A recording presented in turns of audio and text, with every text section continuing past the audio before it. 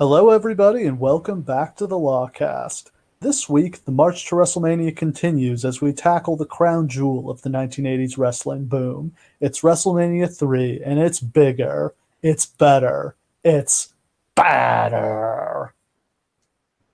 Oh God, yes, it is all of those things. This show is exactly what the other two shows were not. It is a spectacle, it is amazing, and it has something on it you'd actually want to watch. Yes, this is the moment where the show lives up to the hype. It's instead of being a show that they need to push out and market as if it's going to be the greatest show ever, it just is the greatest show ever. And I'm just going to hit you with this right off the top because I think it's the most important question to take away from this. Is Hogan versus Andre the biggest match in wrestling history? Yeah, I think it has to be because nothing else jumps out at me immediately, like Austin and Rock, Hogan and Sting. Yeah, no, this is such a clash of icons. It's so iconic. It did such huge business. Yeah. I mean, these guys were so credible and so protected for so long. And when you put them against each other and somebody was finally going to lose, you just can't top it. And it's kind of everything that Hogan and Sting wasn't. Because we get a clean finish, the cleanest of clean, squeaky clean finish. Yeah, they don't try to protect Andre at all, which is 100% the right call. The big thing is nobody's ever seen either of these guys get beat. Like, unless you were at Shea Stadium in 1980 to see their first match, not their first match, but their previous big match, which was subsequently disappeared from history and never mentioned again. You've never seen Hogan get pinned. You've never seen Andre get pinned unless, you saw him wrestle Antonio Inoki in Japan a few months before this. To even a pretty diehard wrestling fan, these guys both were undefeated at this point. And you got to remember, kind of the revisionist history machine that WWE would run is that as far as people who were watching the television program were concerned, Andre the Giant had not been beaten in a wrestling match in 20 years. It was to that degree of unbeatable. He hadn't even lost a fucking battle royal. He had you could not beat Andre the Giant. So when he was put up against Hulk Hogan, it was as if it was saying I guess Hulk's actually going to lose, because it was unthinkable that somebody could actually pin Andre the Giant. It was unthinkable. Yeah. So, I mean, the reason they needed such a massive main event was they were running an absolutely massive stadium. Vince decided he wanted to run a big stadium. He chose the Pontiac Silverdome, which was the largest indoor arena in the country at this point. One thing that motivated them to choose Detroit was by this time they're starting to get some of the Nielsen reports of where they're doing the strongest on their pay-per-views and their syndicated TV, and they were finding that Detroit was one of their hottest markets. But really, it's just Vince being Vince and being like, what's the biggest place we can do? Silverdome's the biggest. I mean, at this point, there's very few other options. The only domes in the country at this point were the Silverdome in Detroit, the Superdome in New Orleans, the Georgia Dome in Atlanta, Astrodome in Houston. I think that's it. Indianapolis is the other one, although that may not have opened yet. But and I mean, you look three at of those those are in markets, the South. Yeah, they're not gonna. They couldn't do a crowd like that. I mean, they were having house shows in the South, but they couldn't even draw 5,000 people around this time. They had not taken over the South yet. So really, I mean, you can't run Chicago because there's no indoor stadium there, and the weather would be such a crapshoot in late March, early April. So if you're going to run a big giant dome stadium at this point, if you're the WWF, it's really got to be Detroit. And I mean, let's talk about the hubris of this, because they've run shows that were very, very big before, like the Shea Stadium shows, huge. The big event in Toronto the year before did how many? Almost 70,000, over 60,000. That's a crap load. But the hubris of this to be let's go in an 85,000 seat arena or stadium, and we're not gonna curtain anything off. We're just gonna try to sell every seat imaginable. Yeah. And they didn't book the stadium until January. Like, That's crazy. it's late January. Vince says, we're going to run Detroit. He calls up his events guy at 2 o'clock in the morning because he's Vince McMahon, damn it. Tells him, hey, first thing in the morning, come to the office, get a check, and then we're going to fly you to Detroit on my private plane so you can book the stadium. Guy comes to the office, Vince hands him a $50,000 check, tells him, get me the Silverdome for this date. They also had to buy out some convention, which was scheduled to be at the Dome that weekend, so that cost them a little bit more, but, all in. And, the event staff asked him, well, okay, what do you want to format it for? Are we going to try to do 30,000, 40,000, 50? He's like, no, we're going to sell it all, however many we can fit. And that must have seemed like madness, and to the extent that, like, I'm kind of amazed they even went along with it. Because, I mean, it costs... I wonder, does it cost the stadium itself money in order to run a show of that size? I mean, obviously they're being paid, but, like, they must have been like, there's no fucking way you guys are going to sell this place out. Yeah, I'm sure... I mean, the costs are the personnel, which the stadium will provide. I assume WWE, that's part of the rental fee, is the ushers, the security, the people working concessions, parking, all of that. The parking. Can you imagine trying to park your car at this event? Well, I mean, it's, Lions games consistently sold out. This has, thousands more people on the floor than a Lions game did. Plus, I think a lot of people who didn't have tickets, I'm sure, showed up to try to scalp tickets because part of the way they were going to induce people to buy tickets was they blacked out the entire state of Michigan for the pay-per-view. You could not buy this pay-per-view if you were in Michigan, and I believe there were no closed circuit locations either. You were either going to Pontiac to go to the stadium or you were not seeing WrestleMania.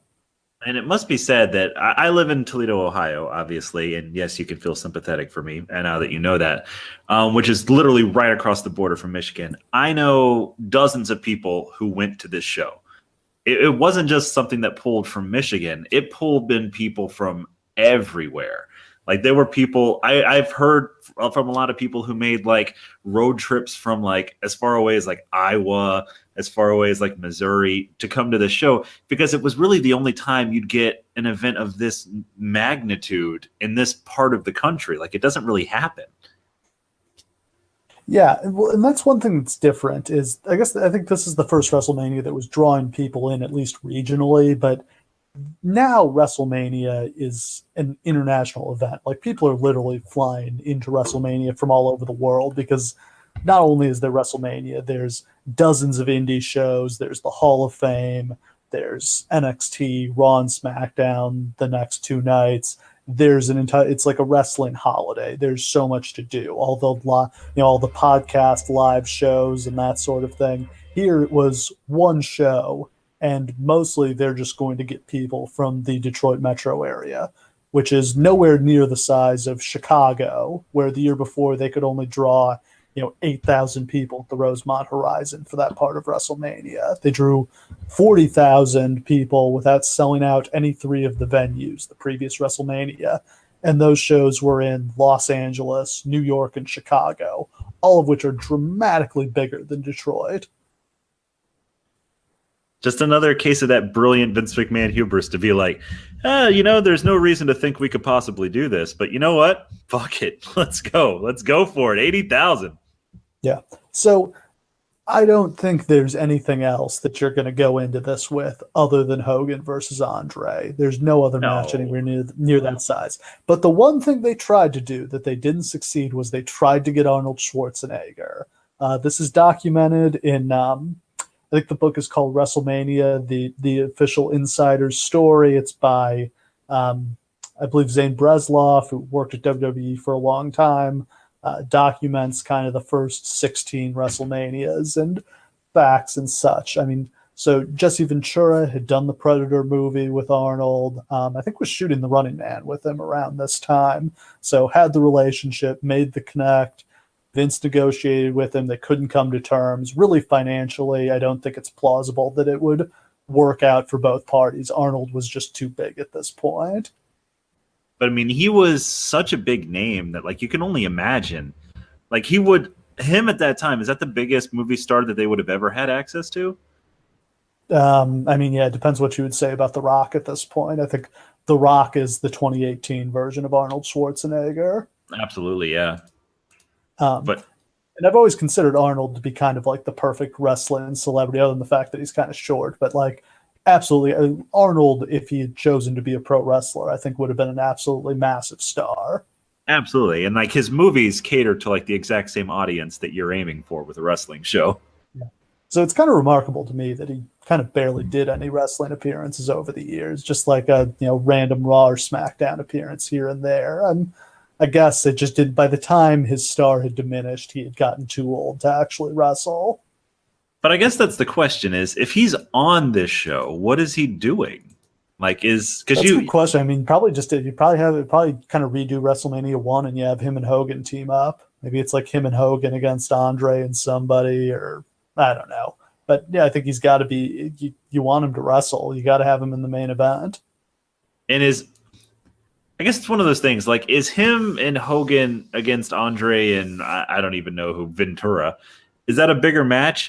Obviously, Awesome. it is on a mainstream level, but as a wrestling match, I'm not sure if it even is. It's not as big of a wrestling match, but it would have gotten so much mainstream publicity that Right. yeah, I think it would have been even bigger.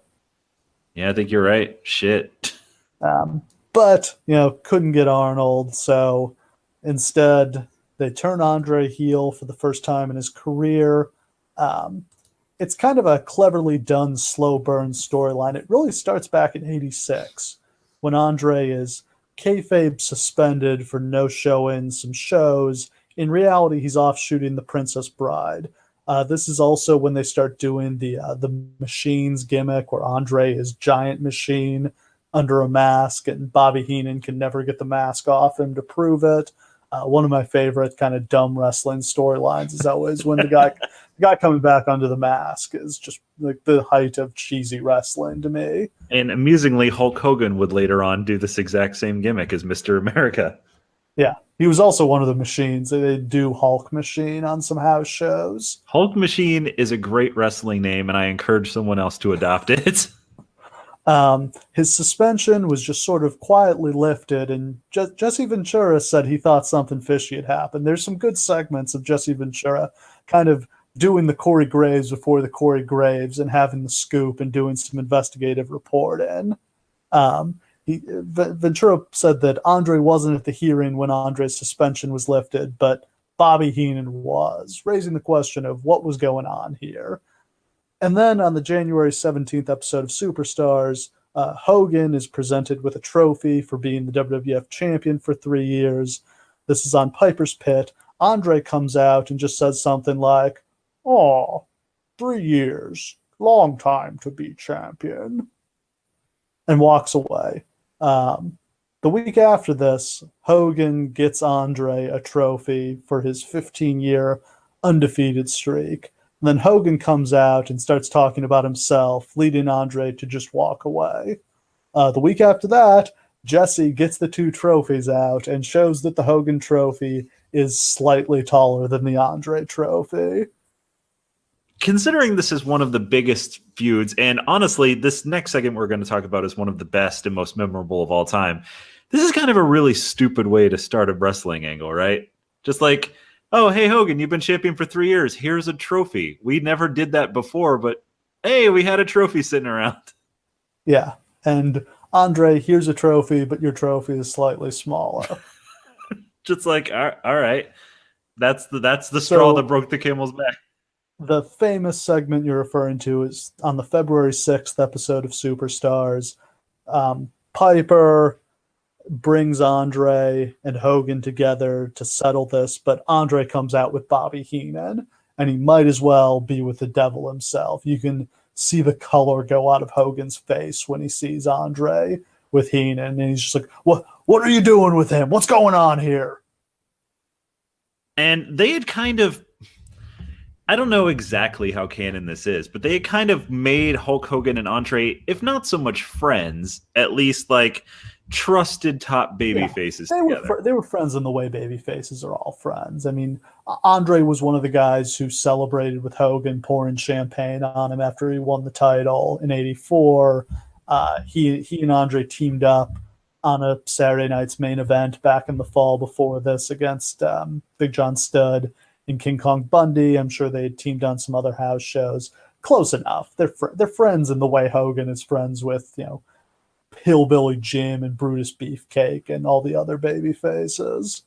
And while Andre has been heel other places, in WWF, he had kind of always been a babyface. Like in New York, he was just seen as a babyface attraction. Yeah, and big lovable giant. Yeah.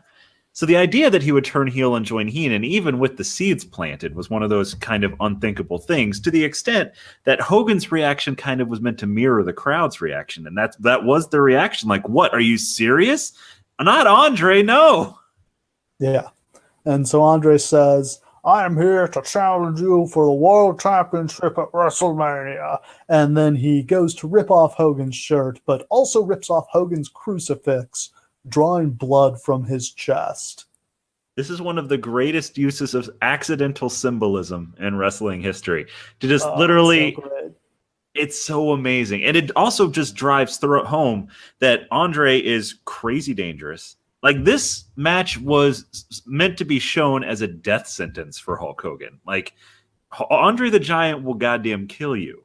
Yeah, it's over with. Your reign is done. With his fingernails. Yes. That's how lethal this man is. He ripped your shit off in front of you, and you could do nothing.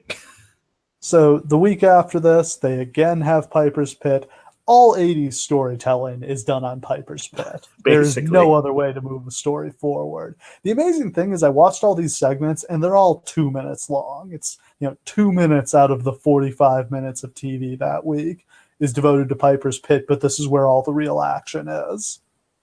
Which is so phenomenal because you see all these clips and you assume there's more to it. But what would take them like a 40-minute talking segment today takes Roddy Piper 30 seconds. Yeah, like they have a lot of TV, but the real show is Superstars, and it's only 45 minutes, and they have to advance all their storylines. So yeah, there's no time for 15-minute in the ring talking segments. We're gonna do this in less than 5 minutes. So Piper brings out Hogan and kind of playing off their old rivalry. He starts needling Hogan. He's not ready. No, not taking any bullshit. He wants to know, are you going to fight Andre at WrestleMania? And what does Hogan say? Yes! Yeah, just like the epitome of like Hulk Hogan great overacting here. Oh my God. You could hear this. The crowd reaction to this is massive. Like they pan the crowd, and the crowd is going insane when he says this. Because he's a stupid babyface who was taking on a suicide mission. Like, again, I say this all the time, but like if you weren't watching at the time and you've only kind of looked back since then, since Andre was beaten and you know that he was and he's passed away and you haven't watched him wrestle that much, maybe you don't understand. Imagine the way having a match against Brock Lesnar is now times like a billion. Like, you didn't beat Andre. I keep driving that point home, but like this is genuinely seemed to be the end of Hulk Hogan. Like that's an intense idea, especially to your younger fans. And it's implausible to think of anybody seeming like that big of a threat these days. Like, it's the equivalent of like the Undertaker's undefeated streak, except you knew eventually he would lose it. Whereas with Andre, there was a good chance he was just going to retire undefeated.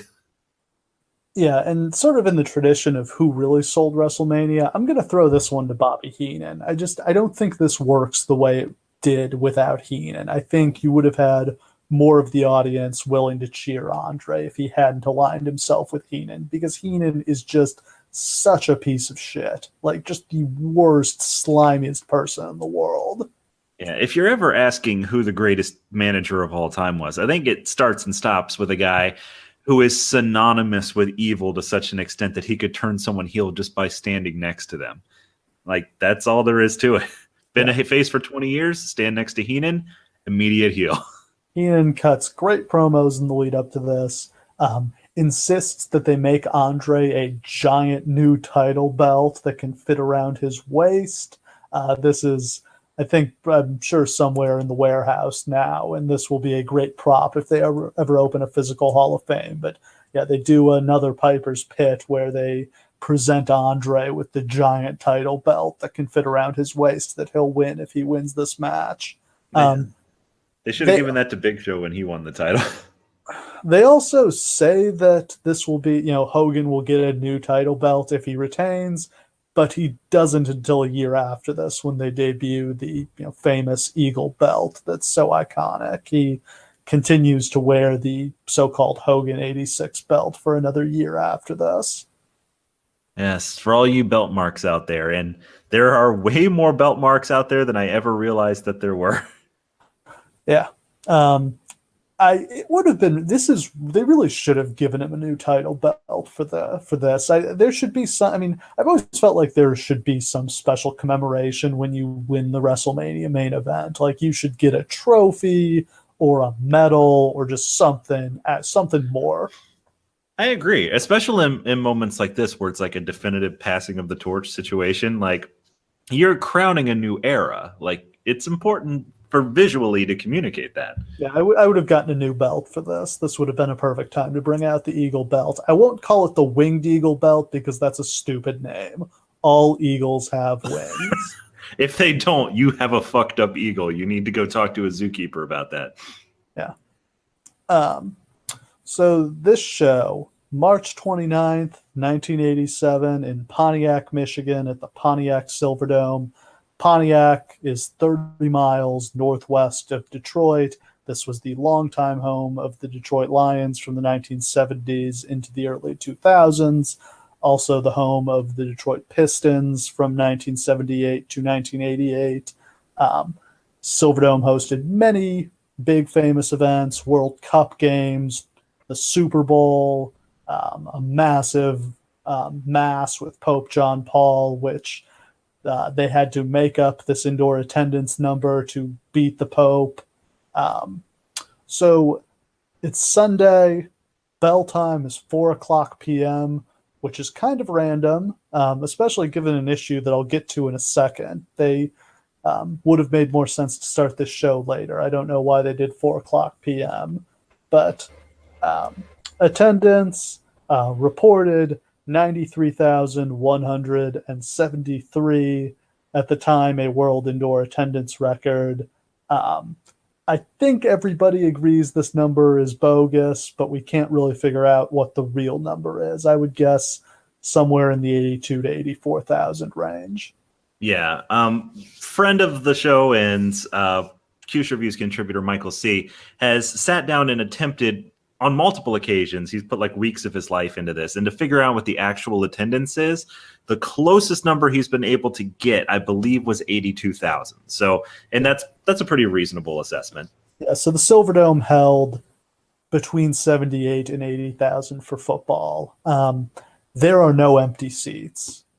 We pan the stadium multiple times during the show. There is not a single empty seat to be seen. So those 78,000 are filled, and then there's an unspecified number of people on the floor, but it's not 13,000 people on the floor. The floor Right. is not packed. They could have put more people down there. I don't know if they didn't have the demand for it, or it was probably more an issue of kind of people. If they put more chairs further back, people wouldn't have been able to see the ring from where they were sitting.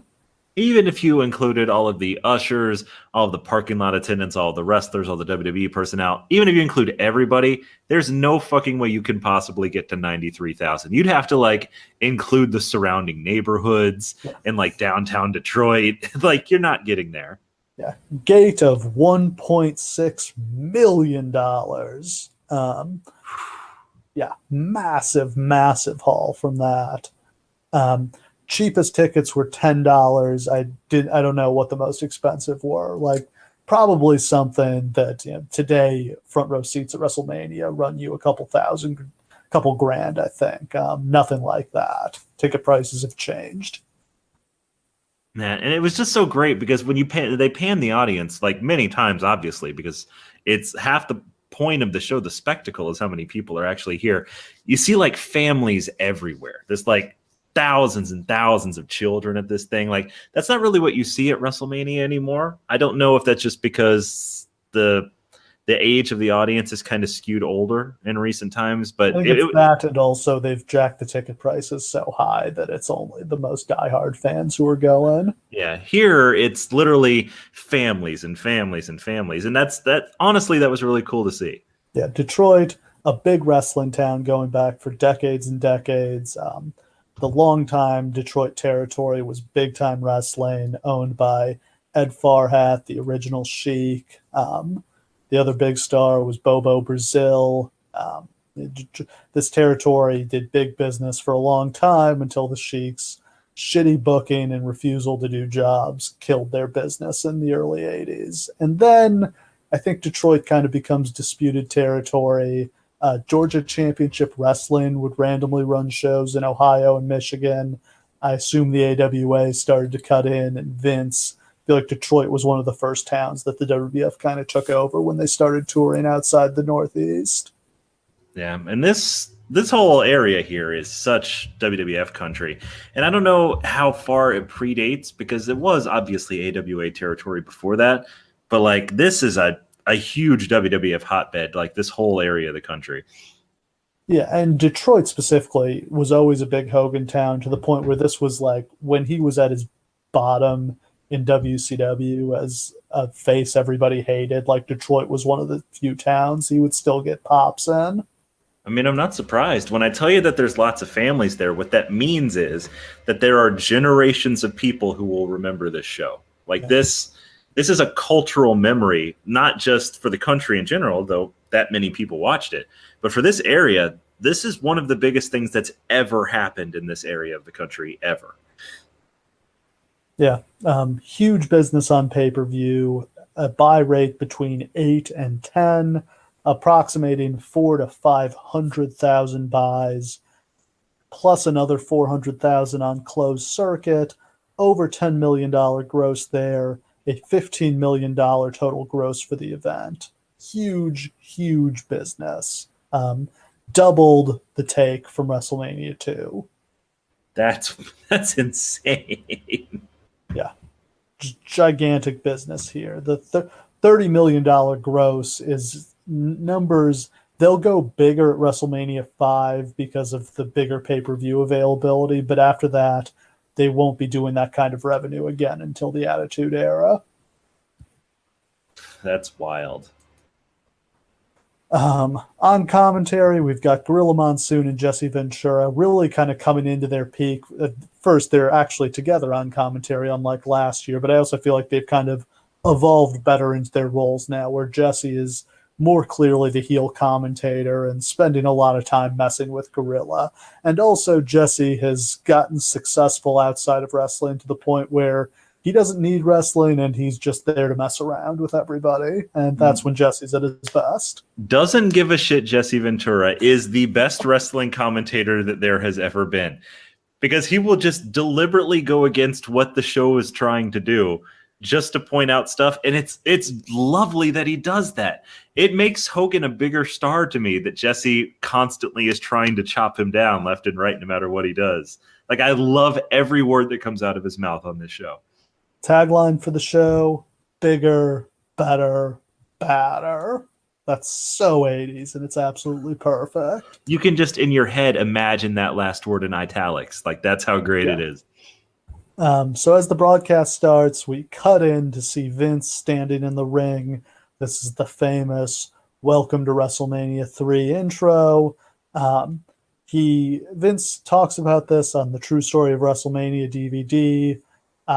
He says as he's getting in the ring, he feels the spirit of his father there with him. And on the DVD, he is literally moved to tears talking about this. I guess in his mind, this was his dad would finally be proud of him. He had finally proved himself by doing this. I mean, let's put this in context for a second, because 5 years before this, WWF was not like the hottest territory in the world. Like, the Iron Sheik had the title. They had just taken it off of Backlund, who was a horrific failure. I mean, they had okay business, but Vince had just taken it over and was just starting to launch into his plan, which was either going to make or break the entire thing. And it all so easily could have slipped out of his fingers. And here we are 5 years later, only 5 years into his run, and he's packed 80,000 people into a stadium for the biggest match of all time. Like, yeah, what can you say? Yeah, I mean, so this is I'm trying to think of what the second biggest American stadium wrestling gate would have been before this. Probably one of the world-class Texas Stadium shows. I think actually it was Pat O'Connor versus somebody in St. Louis. I remember looking this up one time. I'd have to look up exactly what it was. I know Pat O'Connor was part of it, though, and it was from like the 50s, where they had drawn the 50s when they were on broadcast TV. Yes. Yeah. So Vince is doing this. They have broadcast TV now a few times a year with NBC, but yeah, Vince is doing this without that advantage of being, one of two programs on broadcast TV on a nightly basis. Exactly. Vince proceeds to introduce the Queen of Soul, Miss Aretha Franklin. This is the best America the Beautiful of all time. When they did WrestleMania in Detroit again for 23, they absolutely had to bring her back, was how good this was. There was no question they were doing that again. And the legend behind how she got here is almost as good as the actual performance. Yes, so her car got stuck in traffic on the way to the stadium, which is not surprising at all, given how many people were coming there and how kind of poorly equipped Pontiac, Michigan is to deal with crowds of this size. And she didn't have time for a sound check. She just barely got there in time, and so she just sat down and fucking rocked it. I just want you to imagine, because if you listen to our WrestleMania 2 show, you'll know that show was plagued with audio issues, was plagued with technical and production issues. If they screw this up because they don't have a sound check, can you imagine how much of like a fart in church that would have been? Like, you get Aretha Franklin and you can't hear her singing. Yeah. I will say that the production on this show is drastically improved from the year before. Yes. I can't think of any problems they had off the top of my head, whereas the year before, it was almost every segment had something wrong. Here so they don't have the challenge of the three cities, but here they've got the stadium and all the problems that can cause, but nothing. Just absolutely flawless. And you can tell that the company has pumped money into production since the last WrestleMania. And maybe it was Dick Ebersol's influence kind of nudging them towards a more like glitzy, production-y like format. But it's very, very clear. This looks much bigger and better than it did before. And dare I say, badder. Yeah, so as far as the setup, it's still the afternoon when the show starts. So it's very bright in the dome. It looks really cool.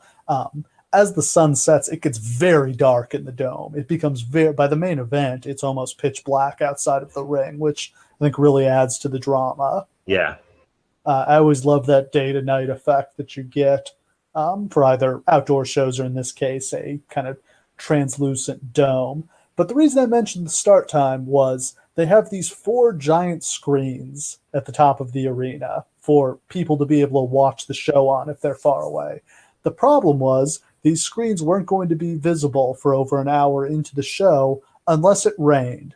When told about this, Vince's response was, "That's okay, it'll rain." And it did. Man, holy crap. Yeah, you imagine if it's sunny that day and people go to the stadium and everybody in the upper deck can't see the screens or the ring. Would not have gone over well. I mean, on one hand, that sucks, but on the other hand, we already got their money, brother. Yeah. So this is the famous motorized carts taking people down the aisle. I absolutely love these. They would use them again for WrestleMania 6. I would love it if they did like last year, that ramp down in Orlando was absurdly long, and they probably should have used carts for it. Like, I think Randy Orton's legs cramped up walking down it. It was so long. Literally, like, their entrances took so long that it added like a full half hour onto the show. I think somebody like tabulated it up. Like, over the course of the entire show, people's entrances added like a seriously 20 minutes to the entire program compared to what they normally would have been. That's freaking ridiculous. Can we just do some motorized carts, please? Yeah, they had to have Undertaker like pop out of a tunnel most of the way down the ramp because there's no way he was making it down that ramp in less than an hour. Say just blown up before you even get to your name on the floor. I don't think Andre physically could have walked this far. I guess that was my question. I think I brought that up before. Is did they do this just for Andre? And No, then I think it was also to just cut down. Like, we don't have time for long entrances. Like, this is a different era where like most guys still don't have entrance music. Entrances are not big productions yet. They just want to get guys into the ring. well, that's the problem with Andre is that he's not well. Obviously, he'll die if just a few years later from this. But like you mentioned, the Princess Bride. When he was on the set of that movie, he could not pick up like a young woman like to hold her up. Like literally had to suspend her from wires because he literally had that little strength in his arms anymore. Like there was a very good chance he wasn't going to make this match. Yeah. That was the fear. And I've heard the theory that the reason Paul Orndorff didn't have a match on this show was that he was kind of the standby main event if Andre couldn't, if his back acted up and he couldn't get through it, they would have inserted Orndorff in the main event instead. Him and Hogan had that hot feud. But then I heard an interview with Paul Orndorff where somebody asked him why he wasn't on the show, and he said he wasn't sure, but he had some neck problems around this time. So I think he's actually just injured. I don't think they had a plan B. I think it was just like Andre's going to do the match. And really, they could have gone really short on that match if they needed to, and I think everything still would have been okay. It could have just been body slam leg drop if it had to be. Yeah. I mean, it's not a lot. It goes 12 minutes, but it's not a lot more than that. I'm actually surprised. Anyway, we'll get to that match later on. Yeah. So our opening match, which is in the ring as Aretha finishes America the Beautiful. We've got the Can-Am connection of Rick Martel and Tom Zink against the magnificent Don Muraco and Cowboy Bob Orton. So the Can-Am connection, basically to sum up who they are, they're Strike Force, but with Zank instead of Santana. When Zank would abruptly leave the WWF a few months after this in a pay dispute, they just switched Tito Santana in and ended up giving Strike Force the tag belts in a huge push. And I think that's what they had in mind for the Can-Am connection, given the spot they're in here, getting the opening match on this show. Tom Zank again. Has any podcast other than What Happens When ever given so much coverage to Tom Zank? No, and he really doesn't deserve it, but here we are anyway. This is probably the best that he ever was. The Can-Am connection is cool. Like Yeah, they're good. this is a good match. They look fantastic in there.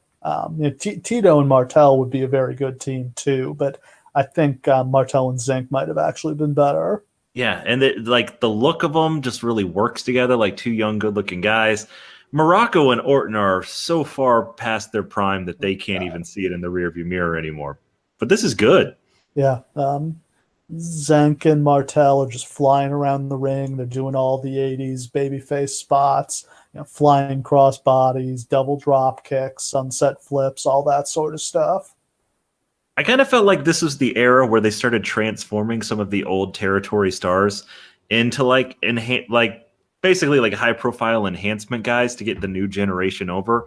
Like I feel like '87 is the year where that kind of kicks in, where they're just like, all right, Muraco and Orton, it's time for you to put over some young guys because we're kind of done with you. It definitely feels like we're seeing a shift from when you looked at WrestleMania 1. It was a lot of kind of old guard territory guys. Now we are starting. It's kind of like Rock and Wrestling Part 2 is starting here. Yeah, WWF is actually building their own stars. Not that they like Tom Zink and Rick Martel hadn't gotten pushed to other places, but they're kind of fresh WWF faces. Whereas Muraco and Orton have been around forever at this point. Yeah, so this is a quick 5-minute match, which I think is the right choice. This was not an era of long opening matches. You're just looking for something exciting while people are finding their seats. Can-Am connection win after a crossbody from Martel where Zank is standing behind Orton and trips him, and they get the pin. Bob Orton's final WrestleMania. Goodbye, Bob. Is Bob Orton... It's sort of like, does he belong in like a WrestleMania Hall of Fame because of the role he played in WrestleMania 1? And like, I like Cowboy Bob, but no, he doesn't. I mean, yeah. I mean, the WWE Hall of Fame is he's in there, but it's not at all legitimate Hall of Fame. No, not at all. Then we get a video package for the Billy Jack Haynes versus Hercules feud, which is all about who has the better full Nelson. Nothing says 80s wrestling like a good full Nelson feud. And here's the thing. They both have really bad full Nelsons. Nowhere near the Chris Masters full Nelson. Let's say Chris Masters would blow these guys out of the water, despite the fact that they're both probably better workers than Chris Masters ever became. I'm sorry, Chris. You know I'm a big fan. Mean Gene interviews Bobby Heenan and Hercules. Hercules talks about how his chain and how thousands of years ago he used this chain to pull down the pillars of Rome. So they've transitioned Hercules from the previous year. It seemed like he had more of a Bruiser Brody type of thing going on to now he's a Greek god. Yeah, he said that he made Samson and Atlas bow down to him, which seems like kind of a random collection of dudes. To like just like he just snatched like whoever he could it seems like he's just pulling things from, he's got the Bible, he's got Greek mythology, he's got ancient history, just kind of putting things all together.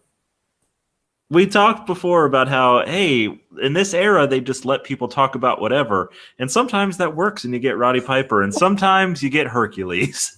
Yeah. Hercules is around for a long time, though. Despite the fact, do we agree that Hercules sucks? I've heard he was better. He's a guy who's been around for a while at this point. I've heard he's one of those guys who had his best years before the national expansion, that he was much better in Mid-South. That makes sense. Billy Jack Haynes was a pretty big star in the Portland territory. This is kind of the only big match of his career. It's not really even that big. He is gone from the company later this year, I think after failing a drug test. Failed a drug test and also refused to do a job in his hometown, and that was the end of him. Billy Jack Haynes is such like a blip in the history of WWF, but I want you guys to understand that there was a time when it was believed that he was a future star as big as Hulk Hogan. Like, there were people who legitimately thought that he had that potential. The problem is that he was an unbelievably volatile human being. I want you to do yourself a favor, and as homework today, find the RF video shoot with Billy Jack Haynes. It is harrowing. His life is terrifying. He and New Jack may be the only wrestlers to have killed multiple people in cold blood. Ooh, yeah. Was he also the guy who was responsible for the Rockers getting fired during their first run? Oh crap, was that Billy Jack Haynes? I think maybe it was. He was the one who got into it with them in the bar and got them to start smashing stuff. Crap, I can't remember if it was him or somebody else, but yeah. Like, he didn't like him. Like, Billy Jack Haynes didn't like anybody. He's a miserable human being. Yeah, there's not a lot to this match. Big dudes punch each other.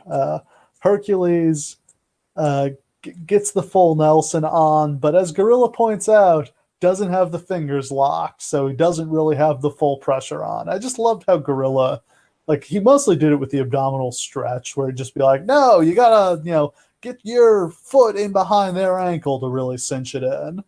I kind of like those little reminders that Gorilla actually used to be a wrestler, because when I was a kid, I honestly had no idea he ever had been. Yeah, it was the same. It's the same thing with Bobby Heenan. I feel like with some of their commentators today, if you listen to, Byron Saxton was a wrestler, but nothing about his commentary would suggest that he was. Right, because he's trying to be Michael Cole. So it's even Graves, I don't think, plays up his experience in the ring very much, because that's just not the kind of commentary Vince wants. That's what made Taz so good when Taz was actually good, is all of his commentary came from that point of view. Like, oh, he locked in that hold. I used to lock in that hold all the time, and you had to do it like this, and it wrenched this, and it worked on this. Like, that's good commentary. It makes you understand what's going on in the ring, or at least gives a plausible reason for them to be doing a rest hold. Yes, amazingly, there was actually a time where Taz was a good commentator. It didn't last long, and it damn sure did make it. JBL was good too. I've always liked JBL as a commentator, honestly. Like I even thought when he was really good when he was first with Cole on SmackDown. I thought he was pretty abysmal, like his last couple years as the voice of Vince. but he would always have those moments because he could like twist like some wordplay in a way that they don't have any other commentators who can do. Yeah. So Haynes makes his comeback. Crowd isn't really into it. Jesse comments on how many clotheslines they're throwing, which is his way of burying the match. That's so great. I've lost count of all those clotheslines. Which is pretty rich coming from Jesse Ventura also. Billy Jack applies the full Nelson. They both tumble to the floor. He puts it back on while they're on the floor, and they're both counted out because God knows you can't beat either of these guys. So we don't wind up finding at all out who has the better full Nelson. I mean, Billy Jack got out of Hercules' full Nelson, but Hercules didn't escape Billy Jack's full Nelson. That's a fair point.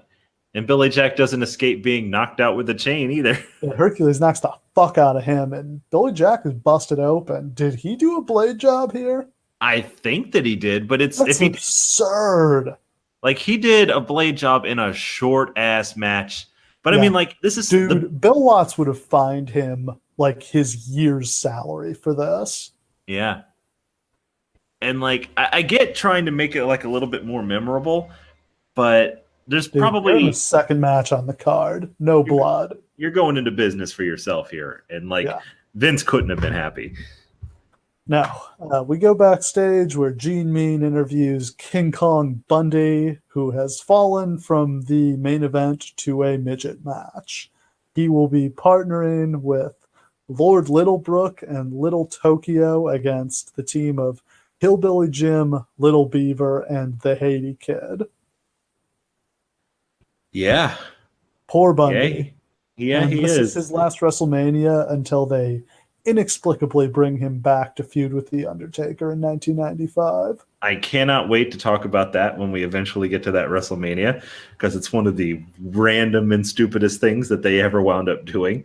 And but here, years of shit opponents in the mid-90s. Oh my God. Like, just no favor. Like, he and Sting had such parallel careers. Where it's just like... It's amazing that a guy with his kind of status and stroke couldn't get some good people to work with, that he didn't just put his foot down and be like, no, like, give me Bam Bam Bigelow. I think nobody in the history of the business has ever had as much stroke as Taker and used it less. You know what I mean? It's like, hey, can you just hire a Godfather? And that was all he really wanted. Yeah, just give me the Bone Street crew, and I'm good. And I won't insist that you push any of them. No. They'll be my boys, but they can all be jobbers. That's fine. Bury the shit out of them. Who cares? So we've got our mixed tag match up next. Bob Uecker, Mr. Baseball, joins the commentary team. Uecker, a reliable and entertaining presence on these early WrestleManias. Clearly a big fan. He's so good. And he's just one of those guys who can just pick up and run with literally anything. And like, you don't get, we've mentioned like the troubles that people have with commentary if they're not used to doing that particular brand of thing. Like even other wrestlers who you would think would be better at commentary just can't quite get it, even if they know what they're supposed to be talking about. Here, Bob Uecker doesn't really know what the fuck is going on. Doesn't matter. He hits the ground running. Yeah. So the rules are, it's supposed to be big guys against big guys and little guys against little guys, but immediately Jesse is teasing that he wants to see Bundy smash one of these guys. So you know what's happening. I mean, that's the appeal of the whole match, right? Like that's the whole reason to do this. Yeah. Beaver and Kid are taunting Bundy the whole time. He's trying to catch him. Finally, he gets a hold of Little Beaver after a few minutes and slams the fuck out of him and then drops an elbow on him. So that's a disqualification. I mean, a silly match, but I thought it was fun for the couple minutes it lasted. I do want to point out, there are 3 moments on this show that get enormous next level liquid heat pops. The first one is Roddy Piper's entrance. One is when Hogan slams Andre. And the third is when Lil Beaver squares up with King Kong Bundy and challenges him to come on. Yeah. That is special. Dude, poor Bundy. I mean, I know he's not going to be in the main event again, but, like, this is a big fall.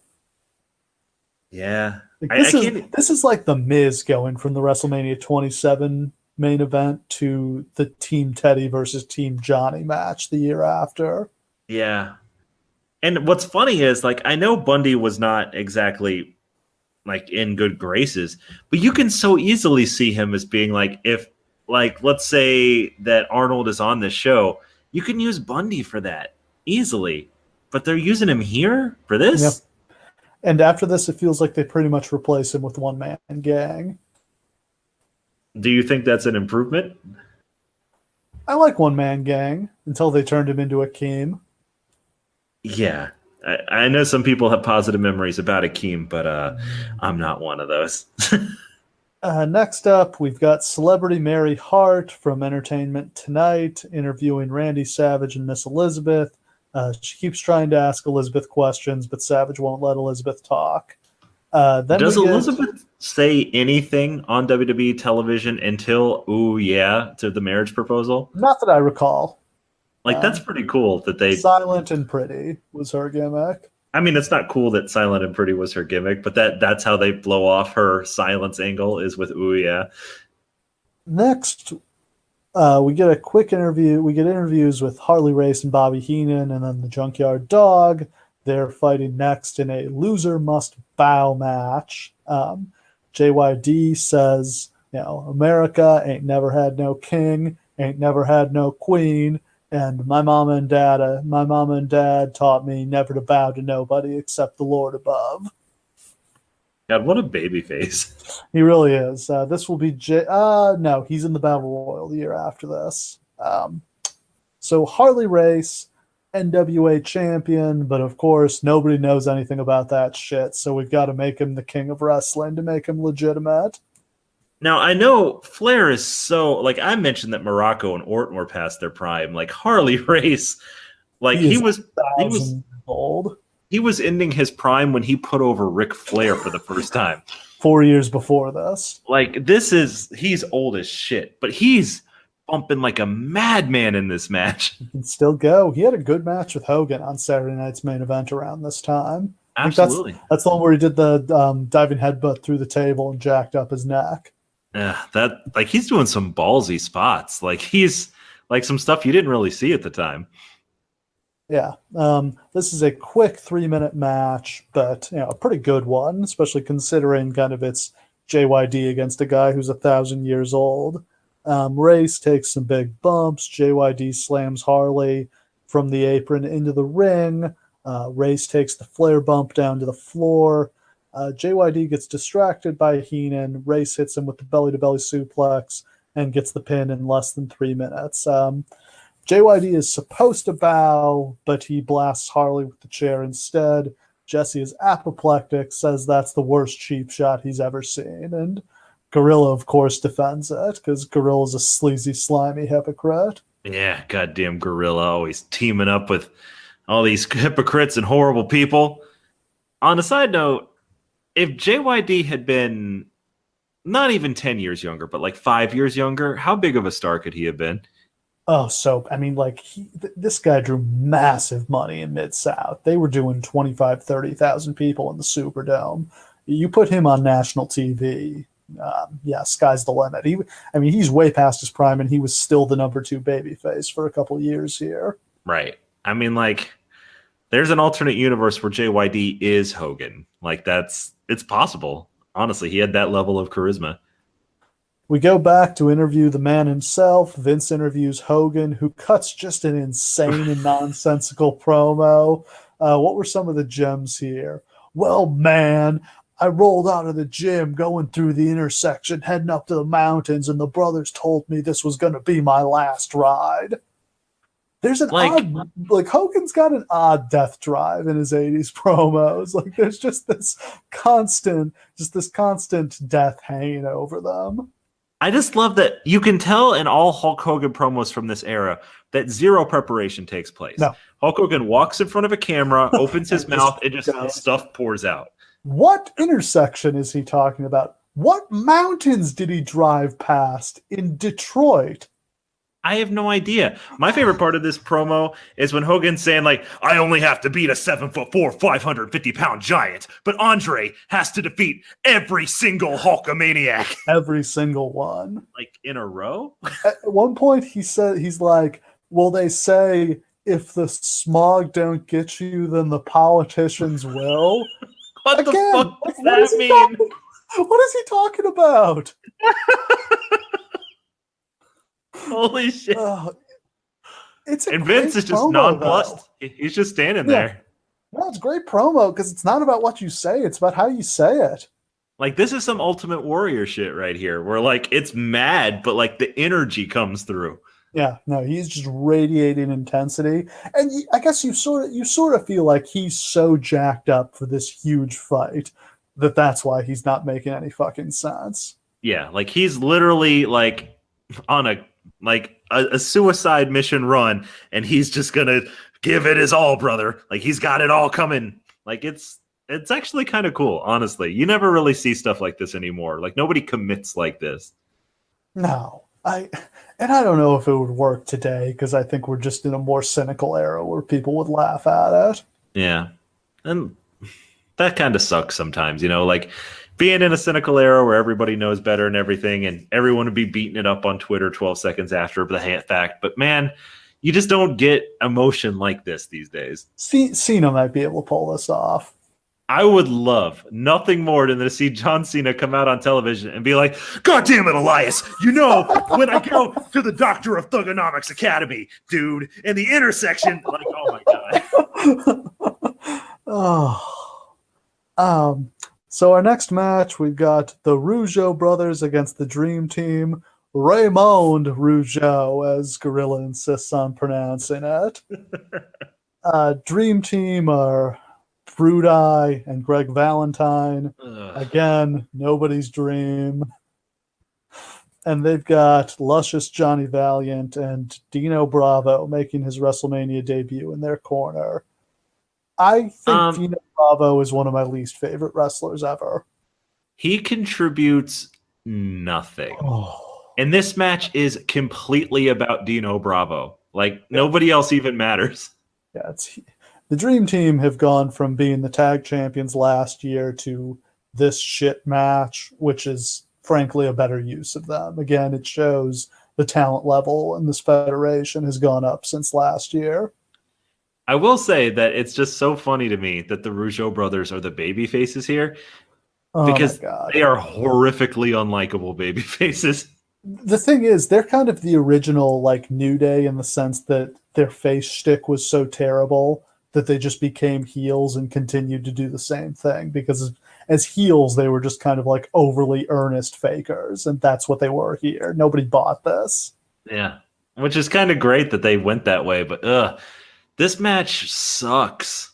Like, everybody in it is kind of crappy or doesn't care.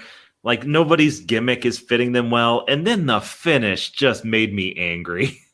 So, Beefcake accidentally hits Valentine with an axe handle. That leads to the Rougeau bomb. The referee gets distracted by something that allows Dino Bravo to fucking lumber into the ring, hit an elbow drop, get out of the ring just in time for the referee to turn around and see Valentine get in the pin. The only good part about this was Bobby Heenan got on the commentary team. His first appearance as a commentator on WrestleMania, and he is awesome.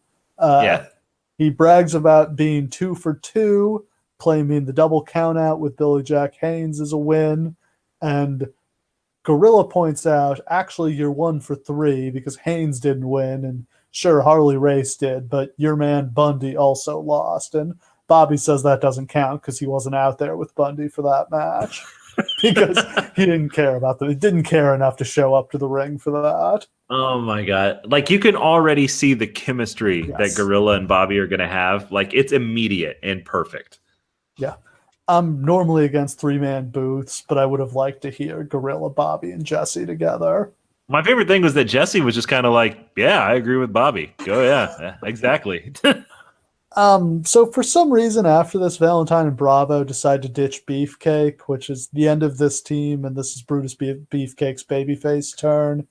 Um, Bravo and Valentine form the new Dream Team, which is somehow even worse than the original Dream Team. Okay, we need to talk about something right now. And that's that WrestleMania 3, one of the biggest wrestling events in the history of professional wrestling. Obviously, the A storyline is Hogan Andre. But the B storyline, the through line throughout the entire show, is the babyface turn of Brutus the fucking Barber Beefcake. Yeah, and this is where he actually becomes the barber. He's not the barber before this. Like, please understand that, like, based on what we see on this show, they think he's the next big babyface. Yeah. Why? I mean, he's a real strong. I mean, he does number two face after this. It's kind of between him and Duggan for a while. Yeah, but like, it's weird that they chose him, but they literally turn him babyface in this match, and then we'll see him again later on in this show, and he's probably number two babyface by the end of this show. Yeah.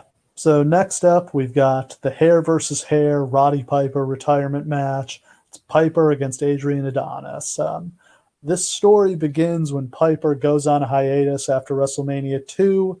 In his absence, Adrian Adonis replaces Piper's Pit with the Flower Shop. Piper returns in August, and he's not pleased with the changes that Adonis has made to the place in his absence, and this brings them into conflict. Piper gets tuned up by Adonis and Bob Orton, who would become his bodyguard. They beat the shit out of him, smash a flower plant on his knee. Later, Piper comes back with a baseball bat and smashes the flower shop. For what seems like a silly storyline, they actually put some intensity into this. Yeah, and on top of that intensity, like kind of building towards it, is the fact that this is openly Roddy Piper's retirement match. Yeah. Like, it was public. Everybody knew. It was just mainstream knowledge that this was going to be it for him. Yeah, he announced on TV in the run-up this was going to be his last fight, really emotional during it. Talked about how wrestling kept him out of jail, changed his life, and he had only turned face in August when he came back. The crowd absolutely loves him by this point.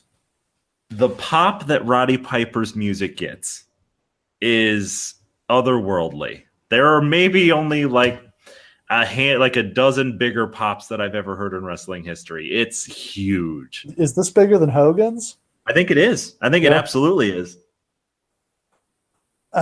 So, I mean, we know this is kind of a joke that Piper's announcing his retirement in 1987, but this is the last time his last year as a full-time wrestler was 1985, because he was gone for a lot of 86, making movies. He goes away after this. And when he comes back after this, he's never really there full-time. Man. And I mean, he's going to go on to make some pretty good movies, though. I think we were all pretty glad to see him when he actually came back. And he'll go on to put over Bret Hart as like the only time any old school guy puts over any young school guy. Yeah. So the rules here, it's just a standard match, and then the loser gets their hair cut by the winner. Adonis has hedge clippers with him, which will be stolen by Brutus Beefcake to form his new gimmick in a few minutes.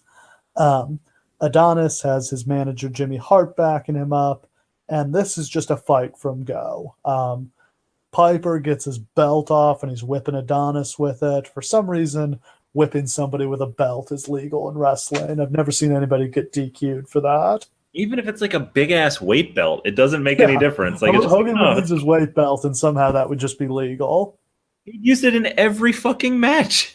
Yeah. Piper gets distracted by going after Jimmy Hart, and Adonis takes over. Adonis has somehow gotten even fatter from last year, but is still bumping like an absolute maniac. And let the record show that this is a really good match. Yeah, like it's like that Hogan Mountie match. Just 5 minutes, but great fighting, brawling, crowd is absolutely rabid. This is what Piper as a babyface had so much more potential than we actually got to get, because he spent most of that time not in the company, obviously. But babyface Piper had this great way of just doing babyface fire and never stopping with it. Like, he would just go for 5 minutes, and there was no heat. There was no like normal match construction. It was just babyface fire Piper for 5 straight minutes and then the finish. And it worked. This is something I've got no problem with, an action-packed 5-minute match. Yeah.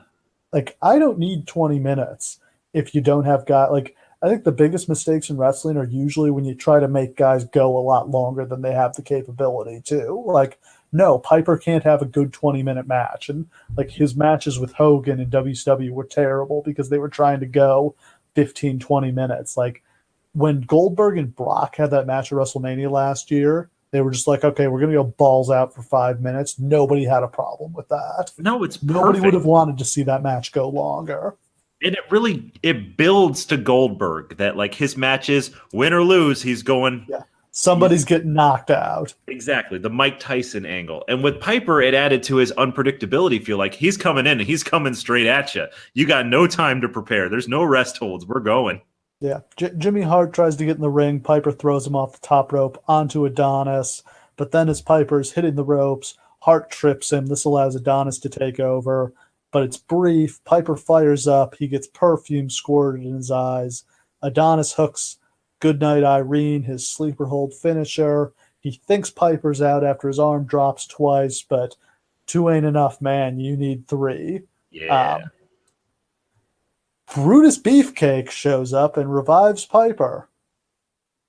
Hello, Brutus. Like, now he just turned face in the previous segment. There had been a lead up to this. On TV before this, they had done an angle where Adonis cut Beefcake's hair, like pretending he thought it was Piper, but he actually knew it was. It was kind of a dumb thing, but like, this is Beefcake getting revenge for something Adonis did to him in the lead up to this. But let the record show that he had still been a heel pretty significantly previous to this. And he runs in and he revives Piper, and I hope you can hear the air quotes right now. But basically, he punches Piper in the face. Like, that's his way of reviving him. And I was instantly like, wait, what? Is he still a heel? What's happening? Yeah. Piper sits up, gets Adonis in the sleeper hold, puts him out. Piper wins. Loved it. Everything it should have been. Oh, yeah. It was perfect. I loved every second of it. Like, this is awesome. Adrian Adonis doesn't get nearly enough credit. Yeah. Beefcake starts cutting Adonis's hair. He's got the clippers. He's really trying to get all the hair off. He can't do it. At a certain point, you can kind of see Adonis be like, dude, cut it out. Like, you're going to rip my hair. You're going to rip the skin off my skull if you keep doing that. So infrequently have in-ring head shavings ever gone well. Like, they just make me cringe every time. It's a hard thing to do to shave somebody's head, it turns out. It takes a lot of time. Yeah, it's almost like we pay people to do that. Austin and Lashley did a pretty good job with it at WrestleMania 23, but Austin, had the experience of shaving his own head. Yeah. And Lashley also. Yeah. Intermission is edited out here. We come back, and it's gotten noticeably darker in the dome. And Jesse Ventura is in the ring for some reason. They introduce Jesse Ventura to the crowd, and he gets a big pop. That just becomes like a thing. Yeah, where they just introduce Jesse. The next couple WrestleManias, and I love it. Yeah, it's just like Jesse's like, hey, I'm happy to work here and everything, but you're gonna need to introduce me so everyone knows that I'm here because I'm important. Yeah. So also he kidnaps a dog. Yes. He stays at ringside for this match. It's the Hart Foundation and Danny Davis against Tito Santana and the British Bulldogs. How nice is it to see the Hart Foundation in a proper match at WrestleMania instead of a battle royal? Thank God. And they're in the pink. Thank God. Yeah, the real Hart Foundation are here. They are the WWF Tag Team Champions. They stole the titles from the British Bulldogs due to the crooked officiating of Danny Davis. This Danny Davis heel referee gimmick was so brilliant, and I can't believe they haven't done it really. Like they did the the two Hebner things a year after this, but like I think this heel referee gimmick is genius. I mean, they started to do it with Brad Maddox there for a minute when he screwed Ryback. And I thought that, like, oh my God, that has legs to be like the Authority's official referee. And then they just dropped it. Yeah, like they dropped Brad Maddox. Yeah, exactly.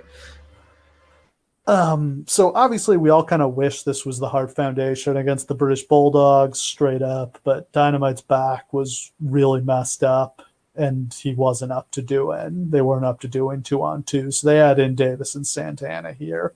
Now it fits the story because Davis had also cost Tito Santana the Intercontinental title at the beginning of 1986 against Randy Savage. So we've got a long-term story being built here.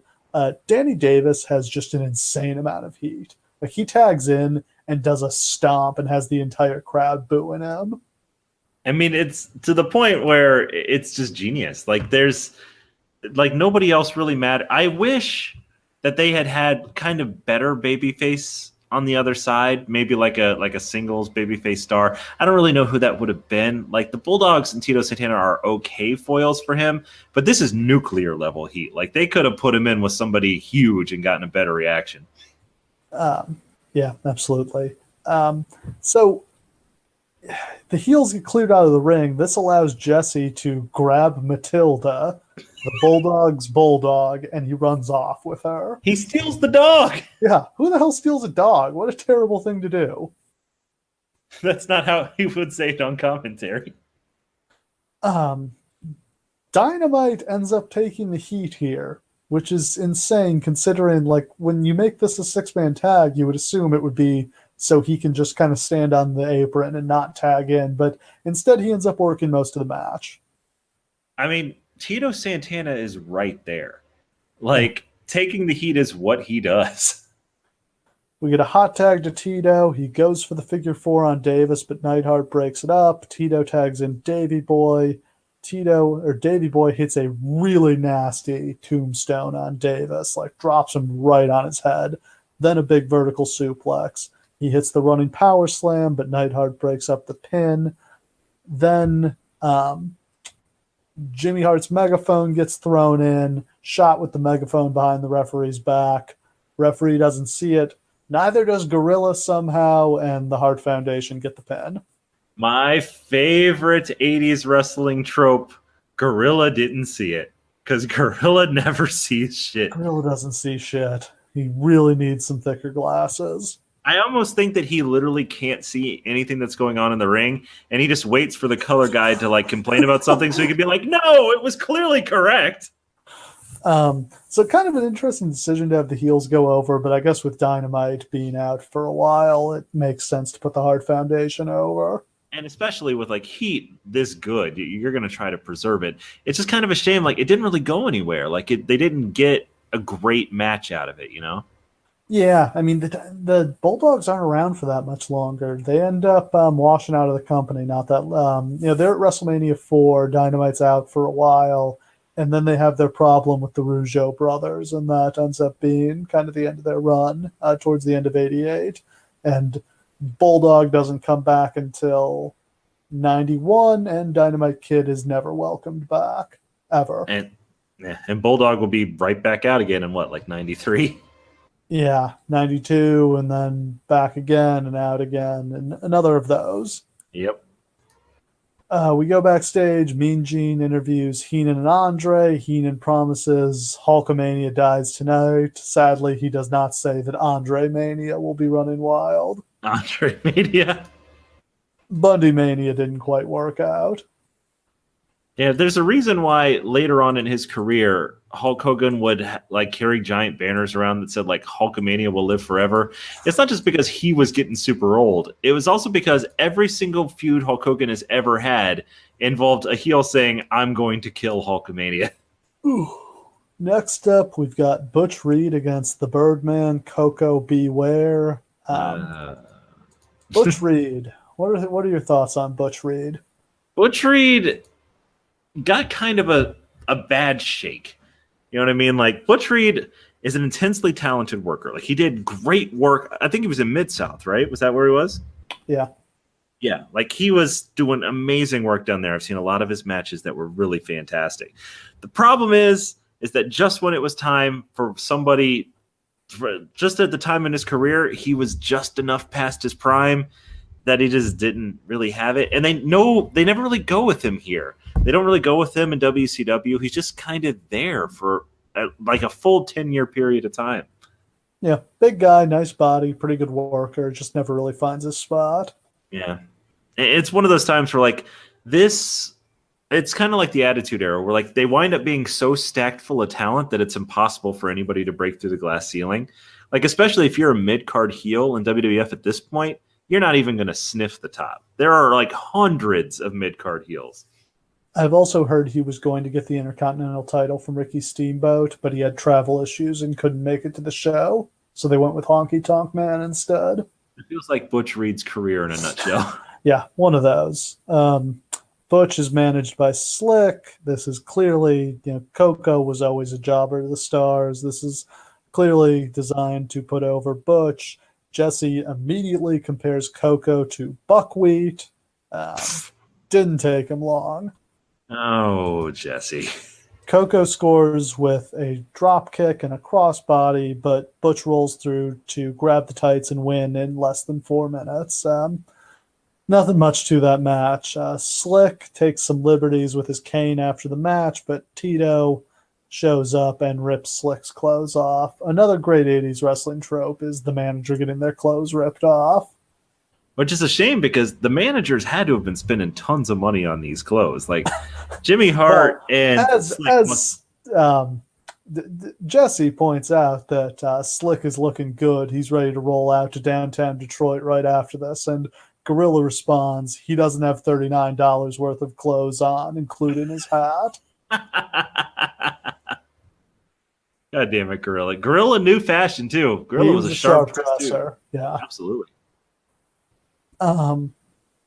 We get a Ricky Steamboat Randy Savage video package, and it's time for the Intercontinental Championship match. Randy Savage defends against Ricky the Dragon Steamboat, one of the most honored and famous matches of all time.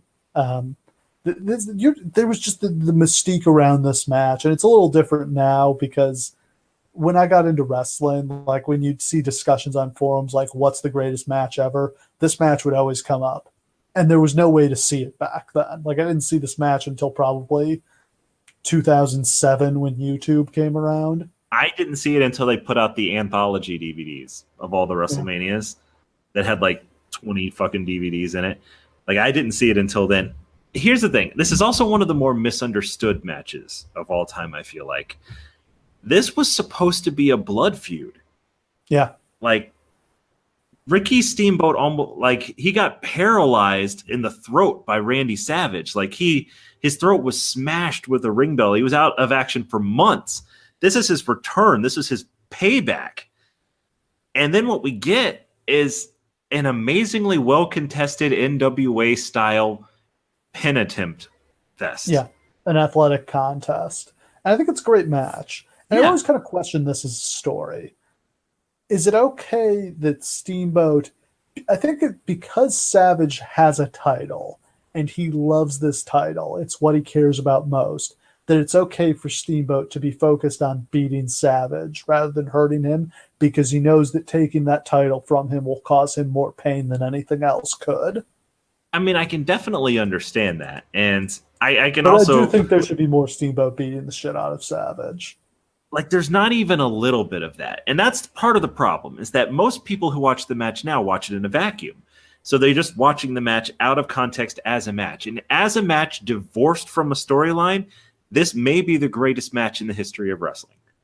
Just as like a sit down, watch it, no context match, it's beautiful. It's a phenomenal. Work of art. I think I like Steamboat and Flair's matches more. Yeah, but this is, especially for WWF, this is, this point, easily the best ever. That's the key to, like, getting this match, is if you watch this match just, kind of out of nowhere, it won't stand out as much as if you watch hours and hours of 1980s WWF wrestling beforehand. Because you have to understand just how different this is. WWF wrestling sucked. It really There hasn't does. even been a decent match on WrestleMania in either of the first two, or on the show to this point. Like, if we're going with star ratings, yeah, there has not been a 3-star match before this, and this is like a legit 5-star. Yeah. So it must have blown people's minds. There are people who were introduced to the concept of a good match by this match. They didn't know that the light came on and suddenly they could see. Yeah. I think that that's absolutely the case. Like there were, and you hear people talk about it to this day for that very reason. Like you would see like the network specials and stuff where people would be like, this is the match that I was like, oh my God, I got to be a pro wrestler. I think This is incredible. this changed wrestling. Like, you can imagine, the Chris Jerichos, Chris Benoits of the world watching this match, AJ Styles, and being like, I can do that. Like, that's what I can do. And even Much like, if you're Bret Hart or Shawn Michaels watching this, aren't you thinking to yourself, like, this is my chance. Like, this is the style of the future. yeah, much like Shawn Michaels and Razor Ramon would later do with the ladder match, it was a double-sided blade.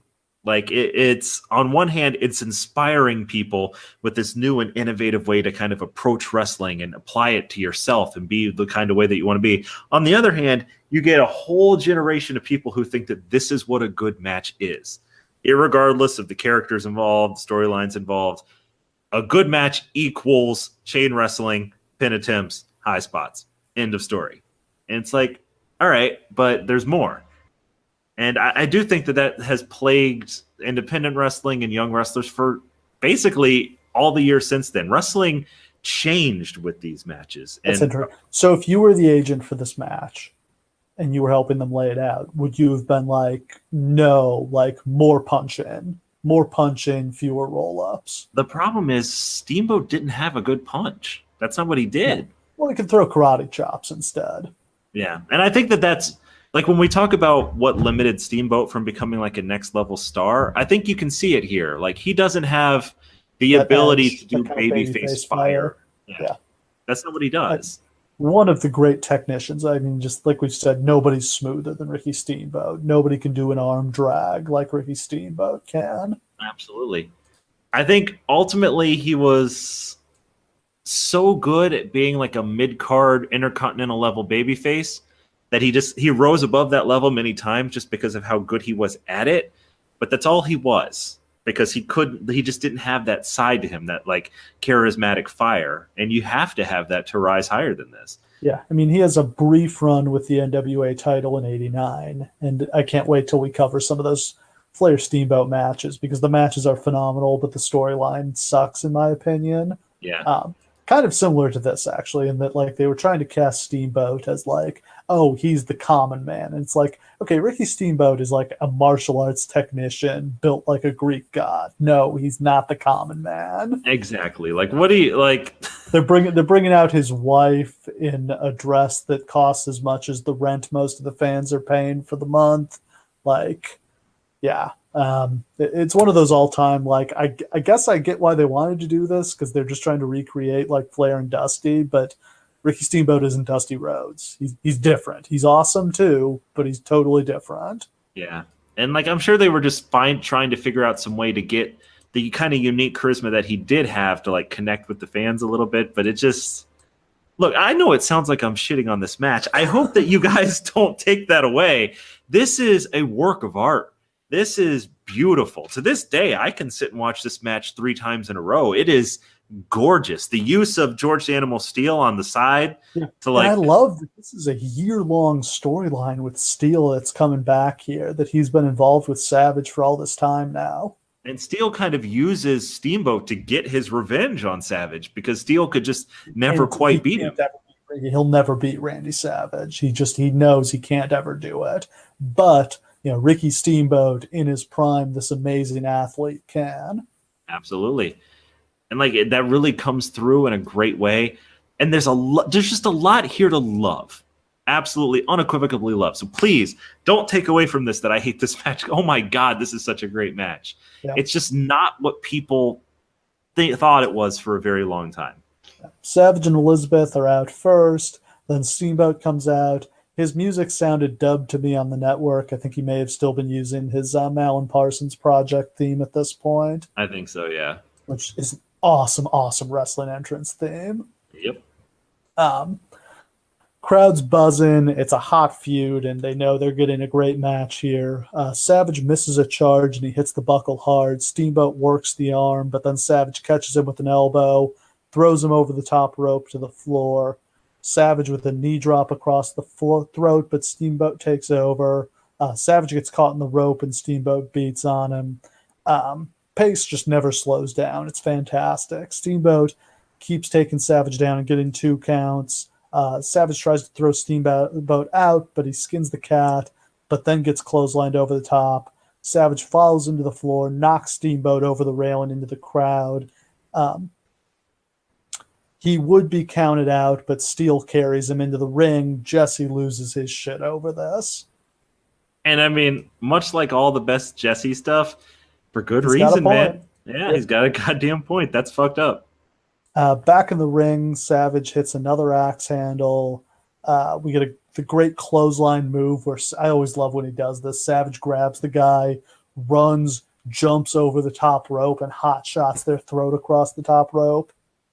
That's such like a waste of energy, and yet it's so awesome at the same time. So cool. It's like when Savage would jump over the top rope and like slap the ring apron as he was coming down. Yeah. Just showing off how athletic he is. These guys,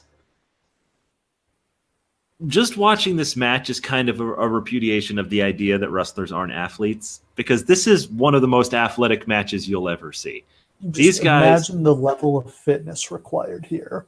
The cardio and the strength. Yeah, this match doesn't slow down. There's a hold or two.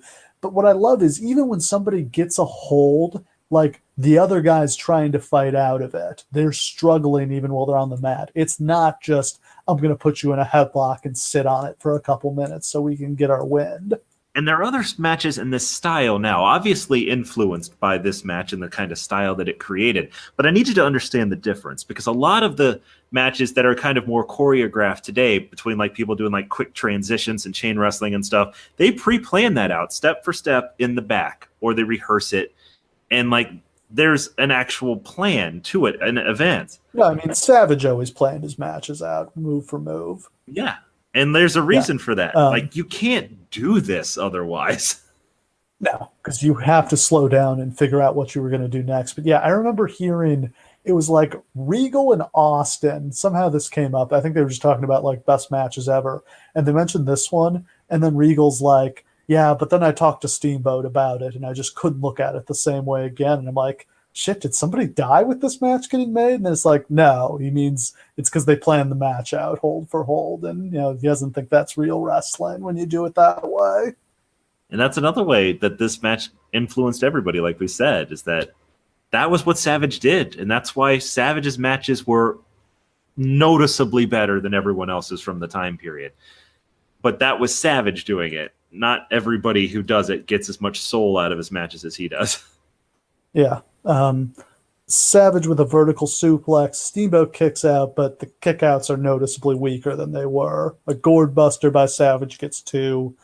Steamboat flips out of a back suplex. Savage charges him, and Steamboat backdrops him over the top rope. Jesse yells that should be a disqualification, but this is not the NWA. I do love Jesse mentioning that, though. Like, he just forgot the WWF's actual rules. See, it's actually a logical rule, though, because if you could just throw people over the top rope onto the floor, like, you would do that all the time, and people would get injured constantly in these matches. Yeah, why would you do anything else? Like, if you're Andre or, like, the Big Show, why are you not just... pick the guy up and toss him? Yeah, you don't need a table. Just plant his ass into the concrete. Steamboat comes off the top rope with the big chop, gets 2, but Savage gets his foot on the rope. Sunset flip by Steamboat for 2. Roll up for 2. Jackknife pin. Small package.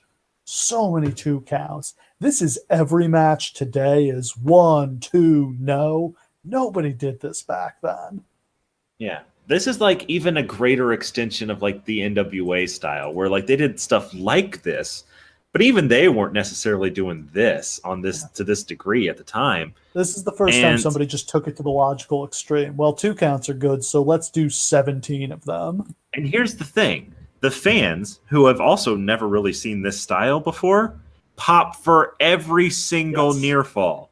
Well, they buy that every single one of these combinations could be the pin because guys won matches a lot more frequently with roll-ups back then. Like Steamboat's finisher, I guess, was the flying crossbody, but he won a bunch of his matches with just roll-ups and bridge pins and that sort of thing. So it's plausible that he's going to win any of these. And they badly, badly want Steamboat to win this match. So every time Steamboat's about to get it, they're like popping huge and then and every time Savage rolls them up, like they're losing their shit, like no. It's great. Steamboat with the Oklahoma roll, but Savage rolls through it. Steamboat gets out at 2. Savage throws Steamboat into the referee, and the referee is down. Savage hits the flying elbow. He's got Steamboat pinned, but no referee to make the count. There's your out for Savage. They protect his credibility, even though he's going to do the job here. And I'm glad they do that because obviously by this time next year, he's going to be the guy. So, I mean, they got to get him out of the Intercontinental title scene somehow, but they got to move him onto the world title. This is a great way to do it. Yeah. He goes to get the ring bell, goes to the top rope, but Steele pushes him off. Savage goes for a slam, but Steamboat rolls through into the small package for the 1, 2, 3. Incredible match. They get a huge pop from the crowd. Steamboat is crowned as the Intercontinental Champion. This match only lasts 14 minutes. Yeah, that's what's crazy. Is I would have loved to see these guys go over 20. They could have gone an hour. Oh, yeah. Absolutely. Never would have gotten tired of watching this. Yeah, in the NWA, this match would have gone an hour, and that probably would have been the problem with it. But they do so much in 14 minutes that, like, you got to watch it multiple times just to appreciate everything that you're seeing. Yeah, I would have gladly sacrificed several of the matches on this card to get this 25 minutes. Absolutely. Absolutely, without question. But what happens is perfect. Randy blows off all of his mid-card feuds in one go, is now free to move on to the main event level and turn babyface and all of that good stuff. Steamboat is firmly entrenched as the work rate champion that they can put on the B-level house shows and send out to place where they're sure to have a happy ending to their show. It's perfect. It's exactly what Vince wants. Feels like Steamboat is ready to run with this title for a long time, but it ends up lasting 6 weeks because his son is born. He asks Vince for time off to spend with his son. Vince says, sure, you can have some time off, but you're going to have to drop the title. Like, I'm not taking the Intercontinental Champion off the road. And that's basically the end of Ricky Steamboat's WWF career right there. Which is wild, because I still kind of think of Ricky Steamboat as the Intercontinental Champion, despite the fact that he only ever held it. And maybe that's just because this match is so fixed in our memories. Yeah, you think Honky Tonk Man's a little bitter about that? Honky Tonk Man held that belt for 64 weeks. But Steamboat held it for 8. Yeah, but he just never had a moment like this one, you know? Yeah, it's too bad because I would have loved to see a longer Steamboat WWF run. And really after this, he has his run with Flair in 89.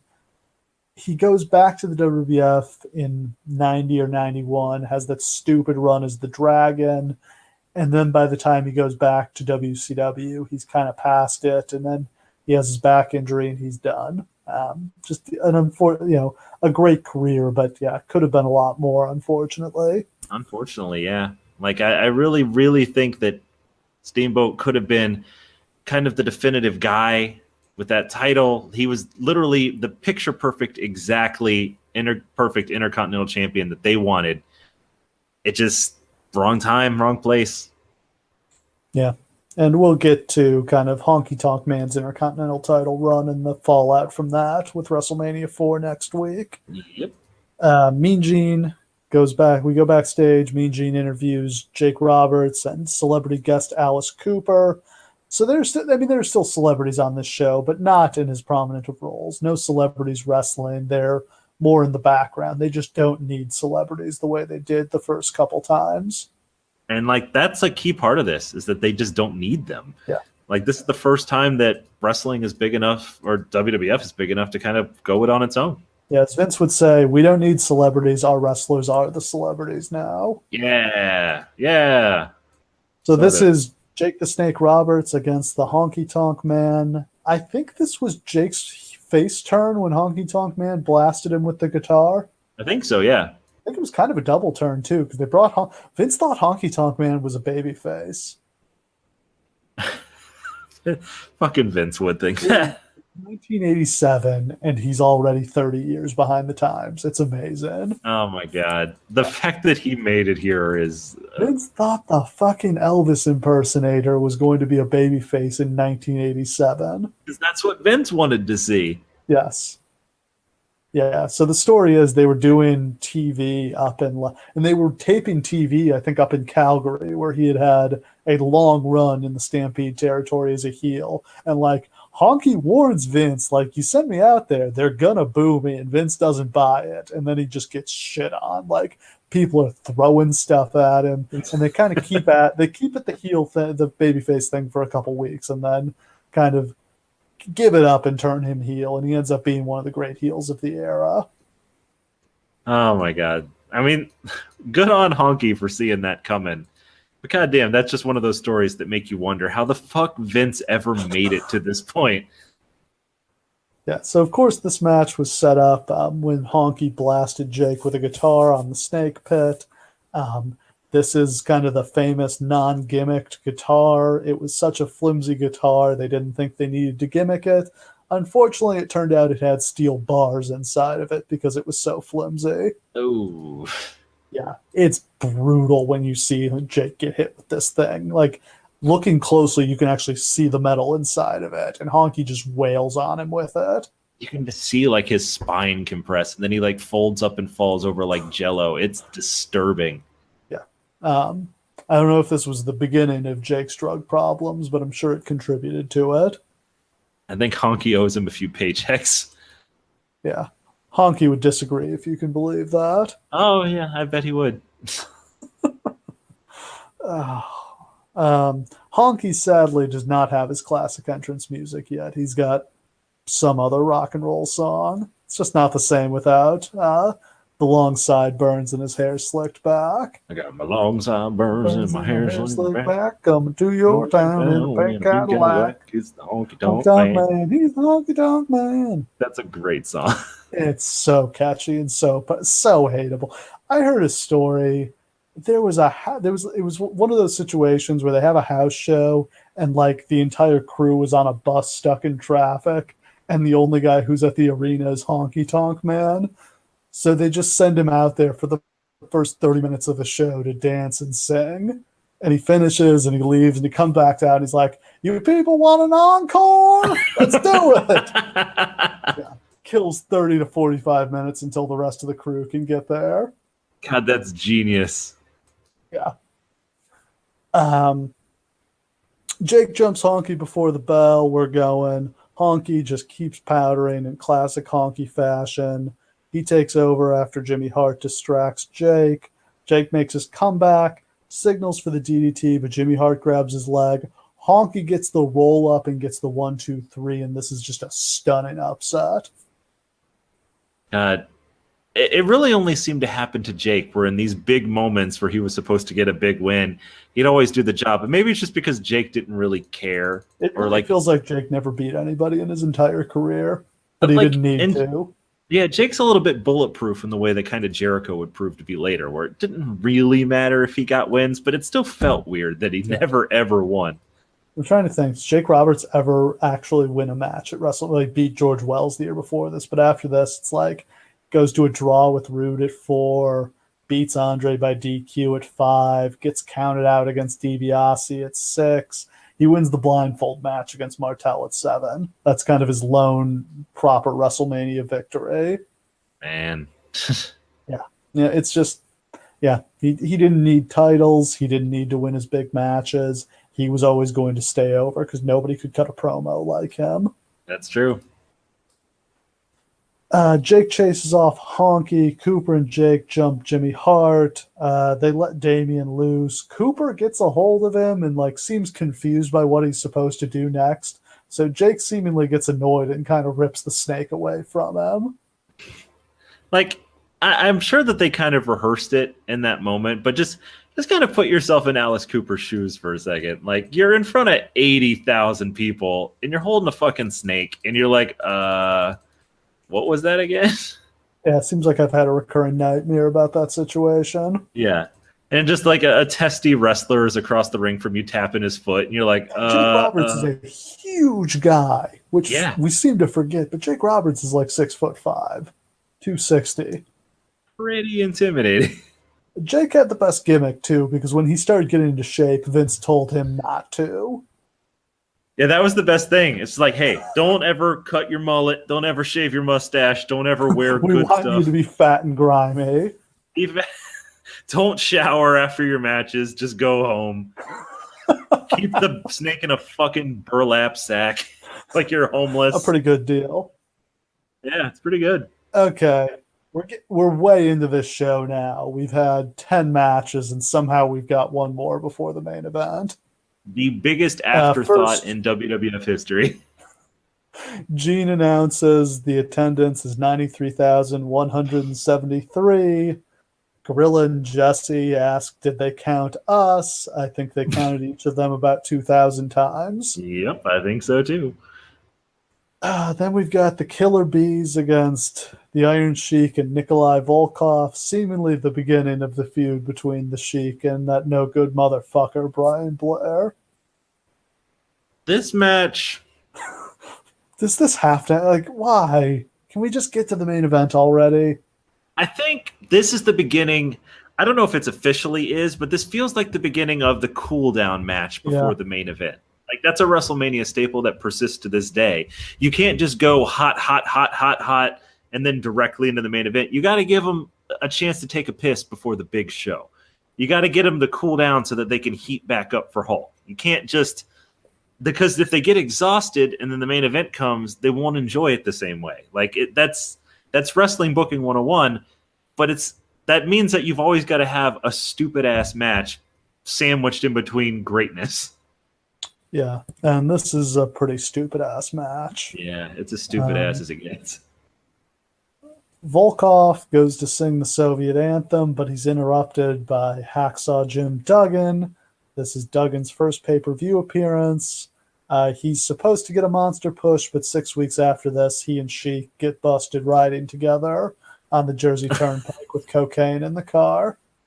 God I don't know what was worse, the cocaine or a face and a heel riding together. I think it was the face and the heel riding together, if I'm being totally honest.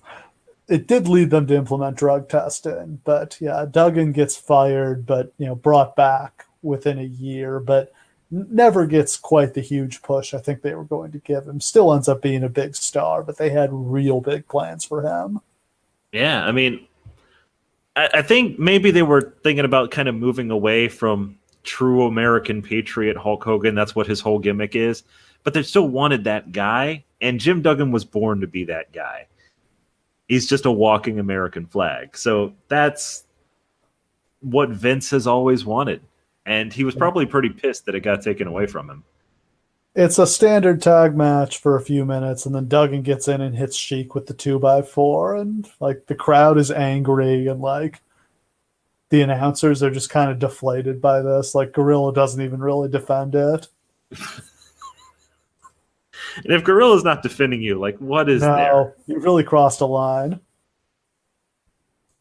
Like, this would be a great way for somebody to debut as a heel today, is to come out, like, swinging the American flag around and interfering, costing babyfaces matches, and then just, like, yelling, ho! Oh! Yeah, they think he's yelling, yo, at this point. Mean Gene interviews Andre, then a Hogan-Andre video package, and now Bob Uecker is introduced as the ring announcer, Mary Hart as the timekeeper. This is the Andre the Giant soundbite that was in the opening package for years and years. Mm-hmm. And then we've got Andre and Heenan out first, riding in the cart. They are literally pelted with garbage, but Andre is waving to the crowd the whole time. Just genius. Yeah, I don't know if he doesn't know how to be a heel, or if he's just messing with them. Probably messing with them. But like it's such a good juxtaposition when he does it this way because it's like the same thing he would always do, but now it has this like real dark, like dubious feel to it because he's doing it right next to Heenan, and it's just like fuck you, dude, fuck you, betrayed us. Yeah, and this is the point where it's pitch black in the arena except for the spotlight. And these are some iconic photos that were taken of this event. Just like the moment where he's coming down, or the moment where he's hunched over the ropes on his way back. And then there's the one, I guarantee you everyone and their mother has seen this, of Hogan like doing his fucking pose with his arms like straight out next to his head, doing like the thunder pose, like on his thing going back to the ring at the end. Like this, it just was perfect for that moment. Like just the light shining off of the wrestlers like that. Like they would get so good at cinematography and staging things like this later, but this particular time, it's just some of those magical times where they just get it right. Then Hogan makes his entrance, giant pop. He doesn't ride the cart. He walks down the aisle, but he's so jacked up, he does it in pretty good time. Yep. Epic, epic entrance. And now we've got our main event for the heavyweight championship of the world. Hulk Hogan defends against Andre the Giant. They stare down. Hogan is joined with Andre. As Jesse points out, Hogan is nearly as tall as the Giant, who Gorilla still claims is 7'5". So Hogan grew to 7'3" overnight. Yeah, impressive. Yeah, I mean, Andre here only appears to be 2 or 3 inches taller than Hogan. I'd say Hogan's probably 6'5" or 6'6". Andre's 6'8" or 6'9". Probably Absolutely. shrunk a little bit because of his back problems. And it's just, Andre does a phenomenal job of portraying Andre the Giant, if you understand what I mean. Like he's not that guy anymore, but for the time that he's in the ring for this match, you wouldn't know it. Like he's intimidating, and he's in a lot of pain. Moves okay. Yeah, like. But in the like fact he actually that he moves so little is what makes him intimidating. Like he doesn't need to do anything. So he manages to fool you into thinking that he's the Andre the Giant of old, which is pretty great. Yeah. So have you heard kind of the Hogan interviews where he talks about this match and kind of claims that like he didn't know he was going to go over, or he didn't know that Andre was going to let him beat him? Now, I think how that began, like the truth of the situation that I can believe is that they told Hogan he was going to go over, but he wasn't sure that Andre was going to let that happen until it happened. Yeah, I mean, he wasn't sure. Andre really believe Andre would go into business. I mean, I know it's a different time, but like that Andre would actually like shoot on Hogan and try to take the title. I mean, but he's had shot on people in the ring before if he felt like it. Yeah, and, like, he had. And for Hogan, like all it would take is Andre not going up, and it's over. Like the whole angle, the whole match, the whole show is dead in the water.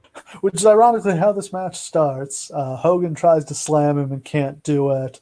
That gets the 1, the 2, very close to the 3. Kind of a phantom pin here.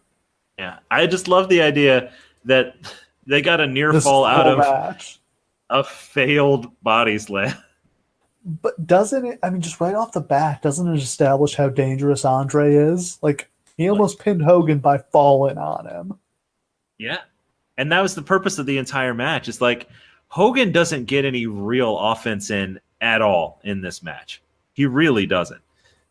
Like, he gets his fucking ass kicked. He gets in nothing. Like, it was very smart to build the match this way, to basically give Hogan no comeback until the real comeback at the end.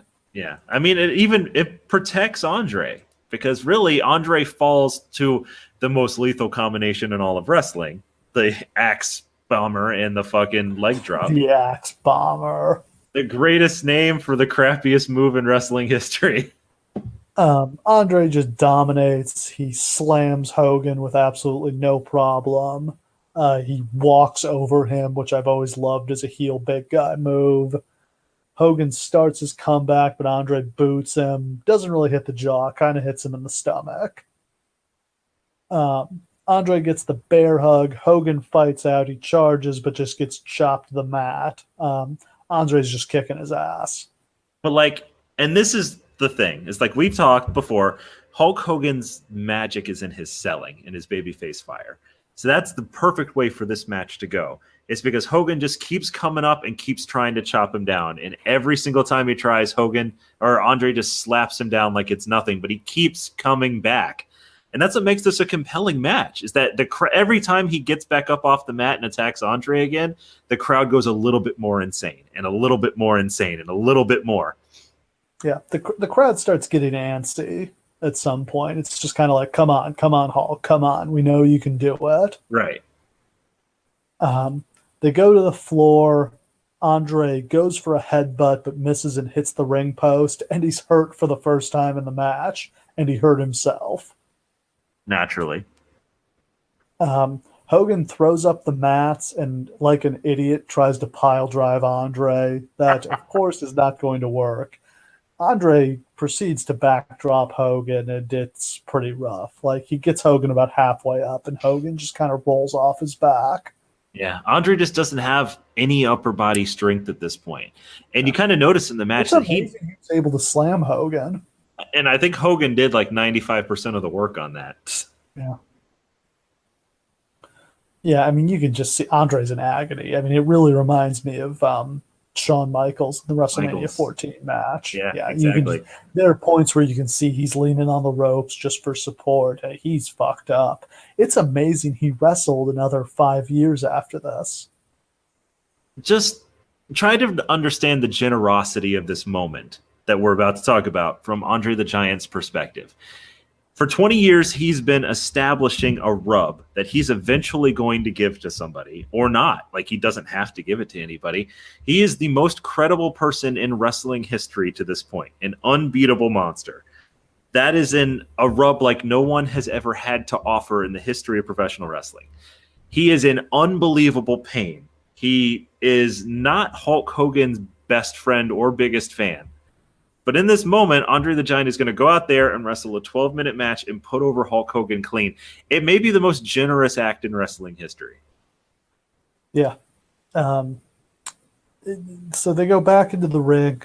Hogan explodes with a big clothesline, knocking Andre down. Yeah. I can't tell if Andre was supposed to go down here. He went down very awkwardly. I wonder if he actually just took the hit and was supposed to just kind of stumble but couldn't stay up. I can't tell if he was trying to take a bump and just couldn't make his body do it right, so he just kind of fell down, or if he just fell down. But it actually wound up working because the crowd fucking loses it. I thought it looked kind of great because it looked so realistically weird that he didn't flat back.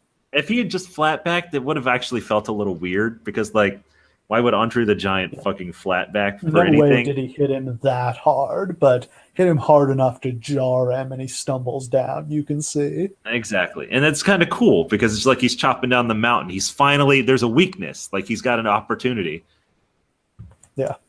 Andre gets to his feet, goes, slam me, boss. Hogan gets him up for the body slam, heard around the world. Crowd goes ape shit. And here's the thing. It's not a great body slam. It's kind of a shit one. But it's awesome. You see all the flash bulbs going off, and probably the greatest single moment in wrestling history. Absolutely. And and fucking Hulk being Hulk, he's tried to mythologize this in oh brother, the muscles in my arms were bursting as I lifted the giant. Dead weight, but I got him up. Yeah, the 7'5", 800-pound Andre the Giant in front of 250,000 people, and I slammed him through the ring, through the floor, and all the way into the fires of hell. Yeah. Nobody can spin a yarn like Hulk Hogan can spin a yarn. Dude, I once made a list of all the insane lies of Hulk Hogan, and it was pretty epic. Yeah, I believe it, man. He's got quite a history of that. Yeah, he hasn't done a ton of podcasts, but he did a 2-parter on Jericho that was awesome. A lot of insane, clearly false stories, but just hearing him tell them is great. Absolutely. I got to listen to that because I love his bullshit so much. Yeah, and this one was full of it. So Hogan drops the big leg, covers, gets the 1, 2, 3. Hogan retains the title in one of the great title matches in history. Yeah. Like, I can't say enough about this. I don't think they could have possibly had a better match, No. given the physical limitations. Andre does everything he can do, and Hulk Hogan does a carry job. Like, I know that's a lot of people aren't going to like hearing that Hulk Hogan is capable of a carry job, but Hulk Hogan carries Andre the Giant to a good match here. Even if Andre were capable of doing more, I don't think you'd want him to. I think the match is better because Hogan didn't knock him off his feet until the very end. Absolutely. And like I said, there's room for Andre to still look incredibly strong. Like, it's not like Hogan beat his ass. No. Like, he got lucky. Andre had him beat 10 seconds into the match with that slam. Yeah. I mean, literally, like, Andre hurt himself. Hogan got the back door on that pin. Yeah, Hogan got lucky with the clothesline, hit every big move that he had. These days, he would have had to have hit the leg drop from the top or something. Yeah, and 5 of them. Yeah. Which, I mean, that's not really an indictment of today. It's just kind of funny to think about. Hogan doing a top rope leg drop would have been amazing. Oh, can you imagine? Just one time that should have happened. Like, people would have lost their fucking shit. Like, his hips would have exploded in opposite directions. Yeah. Andre is just in absolute agony. Like, you can see the anger and rage on his face as he's leaving the ring. Heenan, as they're in the cart going back, Heenan's face is buried in his hands. He can't believe Hogan beat him again. And that's the twin images of them looking so defeated, looking back in their cart, and Hulk Hogan like raising the belt in triumph in his cart are magic. Like, this moment, as they constructed it and as it turned out, could not possibly have been any more perfect. It went exactly as scripted and even better than they possibly could have even dreamed it could go. Yeah, I don't think I would change anything about this main event. No, I mean, it's perfect. Usually I can find some things I'd nitpick, but wouldn't have done anything different here. We may not say this about a single other segment that we ever cover, but this is perfect. Like, you can't touch it. It's great. Yeah, massive celebration for Hogan after the match. Crowd is going insane. Yeah, this was pretty much the peak. I mean, this is WrestleMania 5 will do more pay-per-view buys because of the expanded availability, but this was the peak of the 80s boom. Absolutely. And maybe the peak of all time. You'd have to, this question whether WrestleMania 17 surpasses this.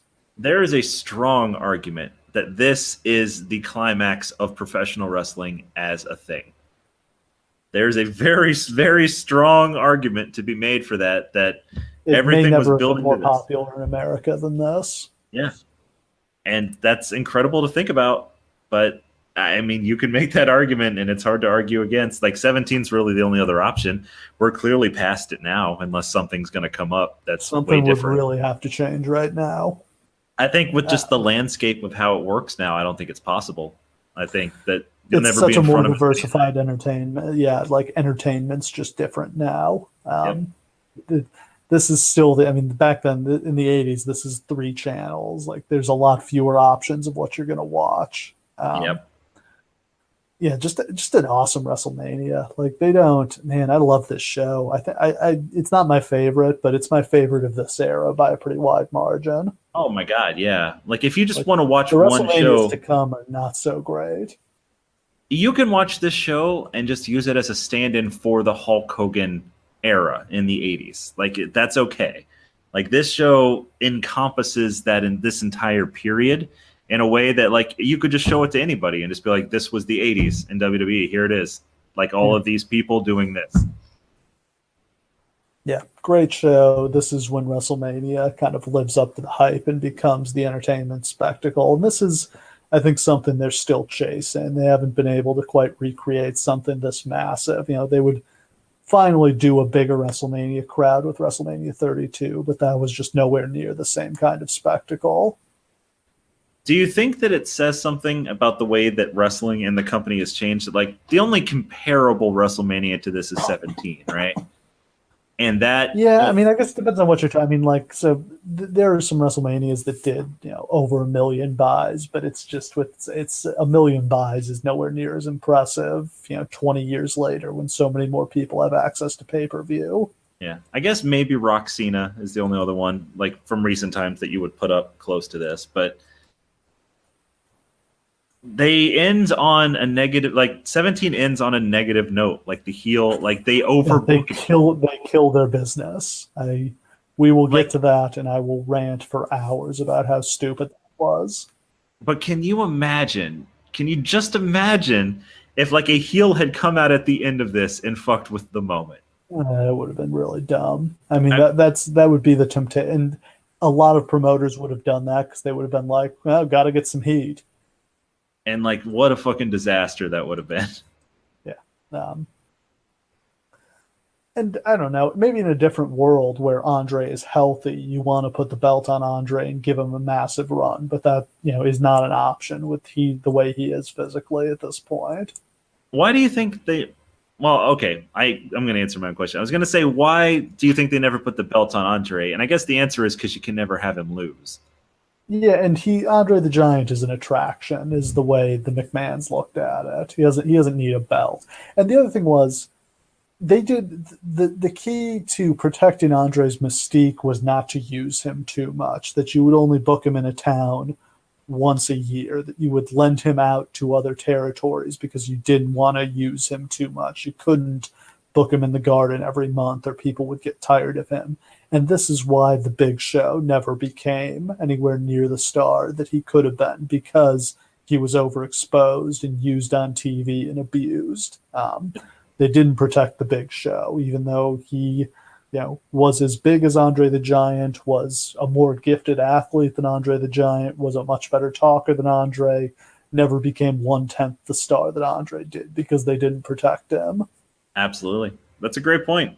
They never Yeah. did. They never kept him off screen. They never moved him around. They just It was chopped it just, to whoever. yeah, unfortunately, but in that era, I don't know. I don't think could you have lent? They didn't really have relationships in Japan or Mexico to lend And him out. I don't think that there was room for a Big Show booked like that and the Undertaker on in the same company, because they already had that special attraction guy. Yeah, but it's the same reason Undertaker rarely held the belt in his career, because it's not he does the Undertaker having a belt doesn't really add anything to him, whereas having the belt on a Steve Austin or a Bret Hart or The Rock really completes them. Right. Yeah, it's just the Andre. I don't usually like the doesn't need the belt, because I tend to look at it the opposite way, that the belt needs top stars to feel important, but I think Andre's sort of an exception to that. I agree. And I think there's a different world where, yeah, he could have absolutely been the champion, but they didn't want to beat him, and that was perfectly reasonable. And he was such a big attraction for so many years because of that. Can you imagine how hard it must have been to book like main event storylines in these days? Because your top three stars arguably are Andre, Piper, and Hogan, none of which is willing to do a job to anyone. Yeah. Well, it's not that hard, because it's just the heel factory. Like, you just need to build new monsters for Hogan, and Hogan beats them. That's true. And there's only like 5 baby faces in the whole company and just 50 heels for them to fight. yeah, it's just I mean, and they probably had it down to a science of, okay, we bring in the new heels. He does squash matches on TV 8 weeks in a row, and then he gets in a feud with Hillbilly Jim, and then he moves on to somebody else, and then he moves on to Duggan, and once he's beaten Duggan, then he's ready for Hogan. They definitely had this down to an exact formula back in the 70s with Bruno's challengers. They knew exactly how many times they needed to run the loop with that guy squashing jobbers before they could move up the ladder and eventually get to Bruno. But yeah, I mean, I think it's easier to book then than now, because you have so much less. You have different TV. People's expectations are different. Nobody expects to see Hulk Hogan wrestling on TV back then. That's true. Definitely true. Yeah. So I think that's a wrap for WrestleMania 3. The show the legacy of which I think they'll always be chasing, because I don't think they can ever quite recreate this. No, you'll never have a moment like this.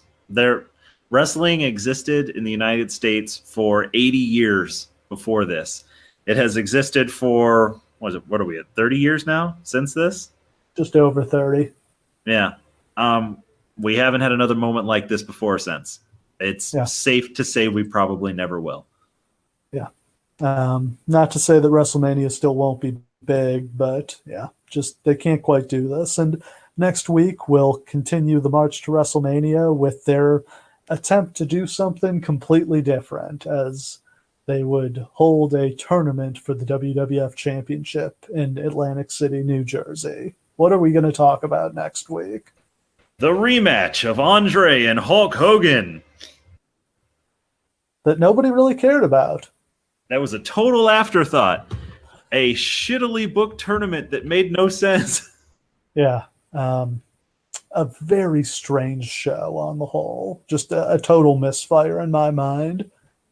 But with one of the great lead-ups of all time, because I think that main event special they ran on NBC is pretty much a perfect hour of wrestling. Absolutely. And I think we're going to have to in-depth cover the question that has to be asked when you watch this show. Should Ted DiBiase have become world champion? I think every other promoter would have put the belt on DiBiase, but the fact that he didn't was part of what made Vince special. Yeah. I mean, we can debate all of that stuff next week, but there's just a shit ton to talk about. Yeah. We'll be back next week, and we'll see who can hit the jackpot in Atlantic City.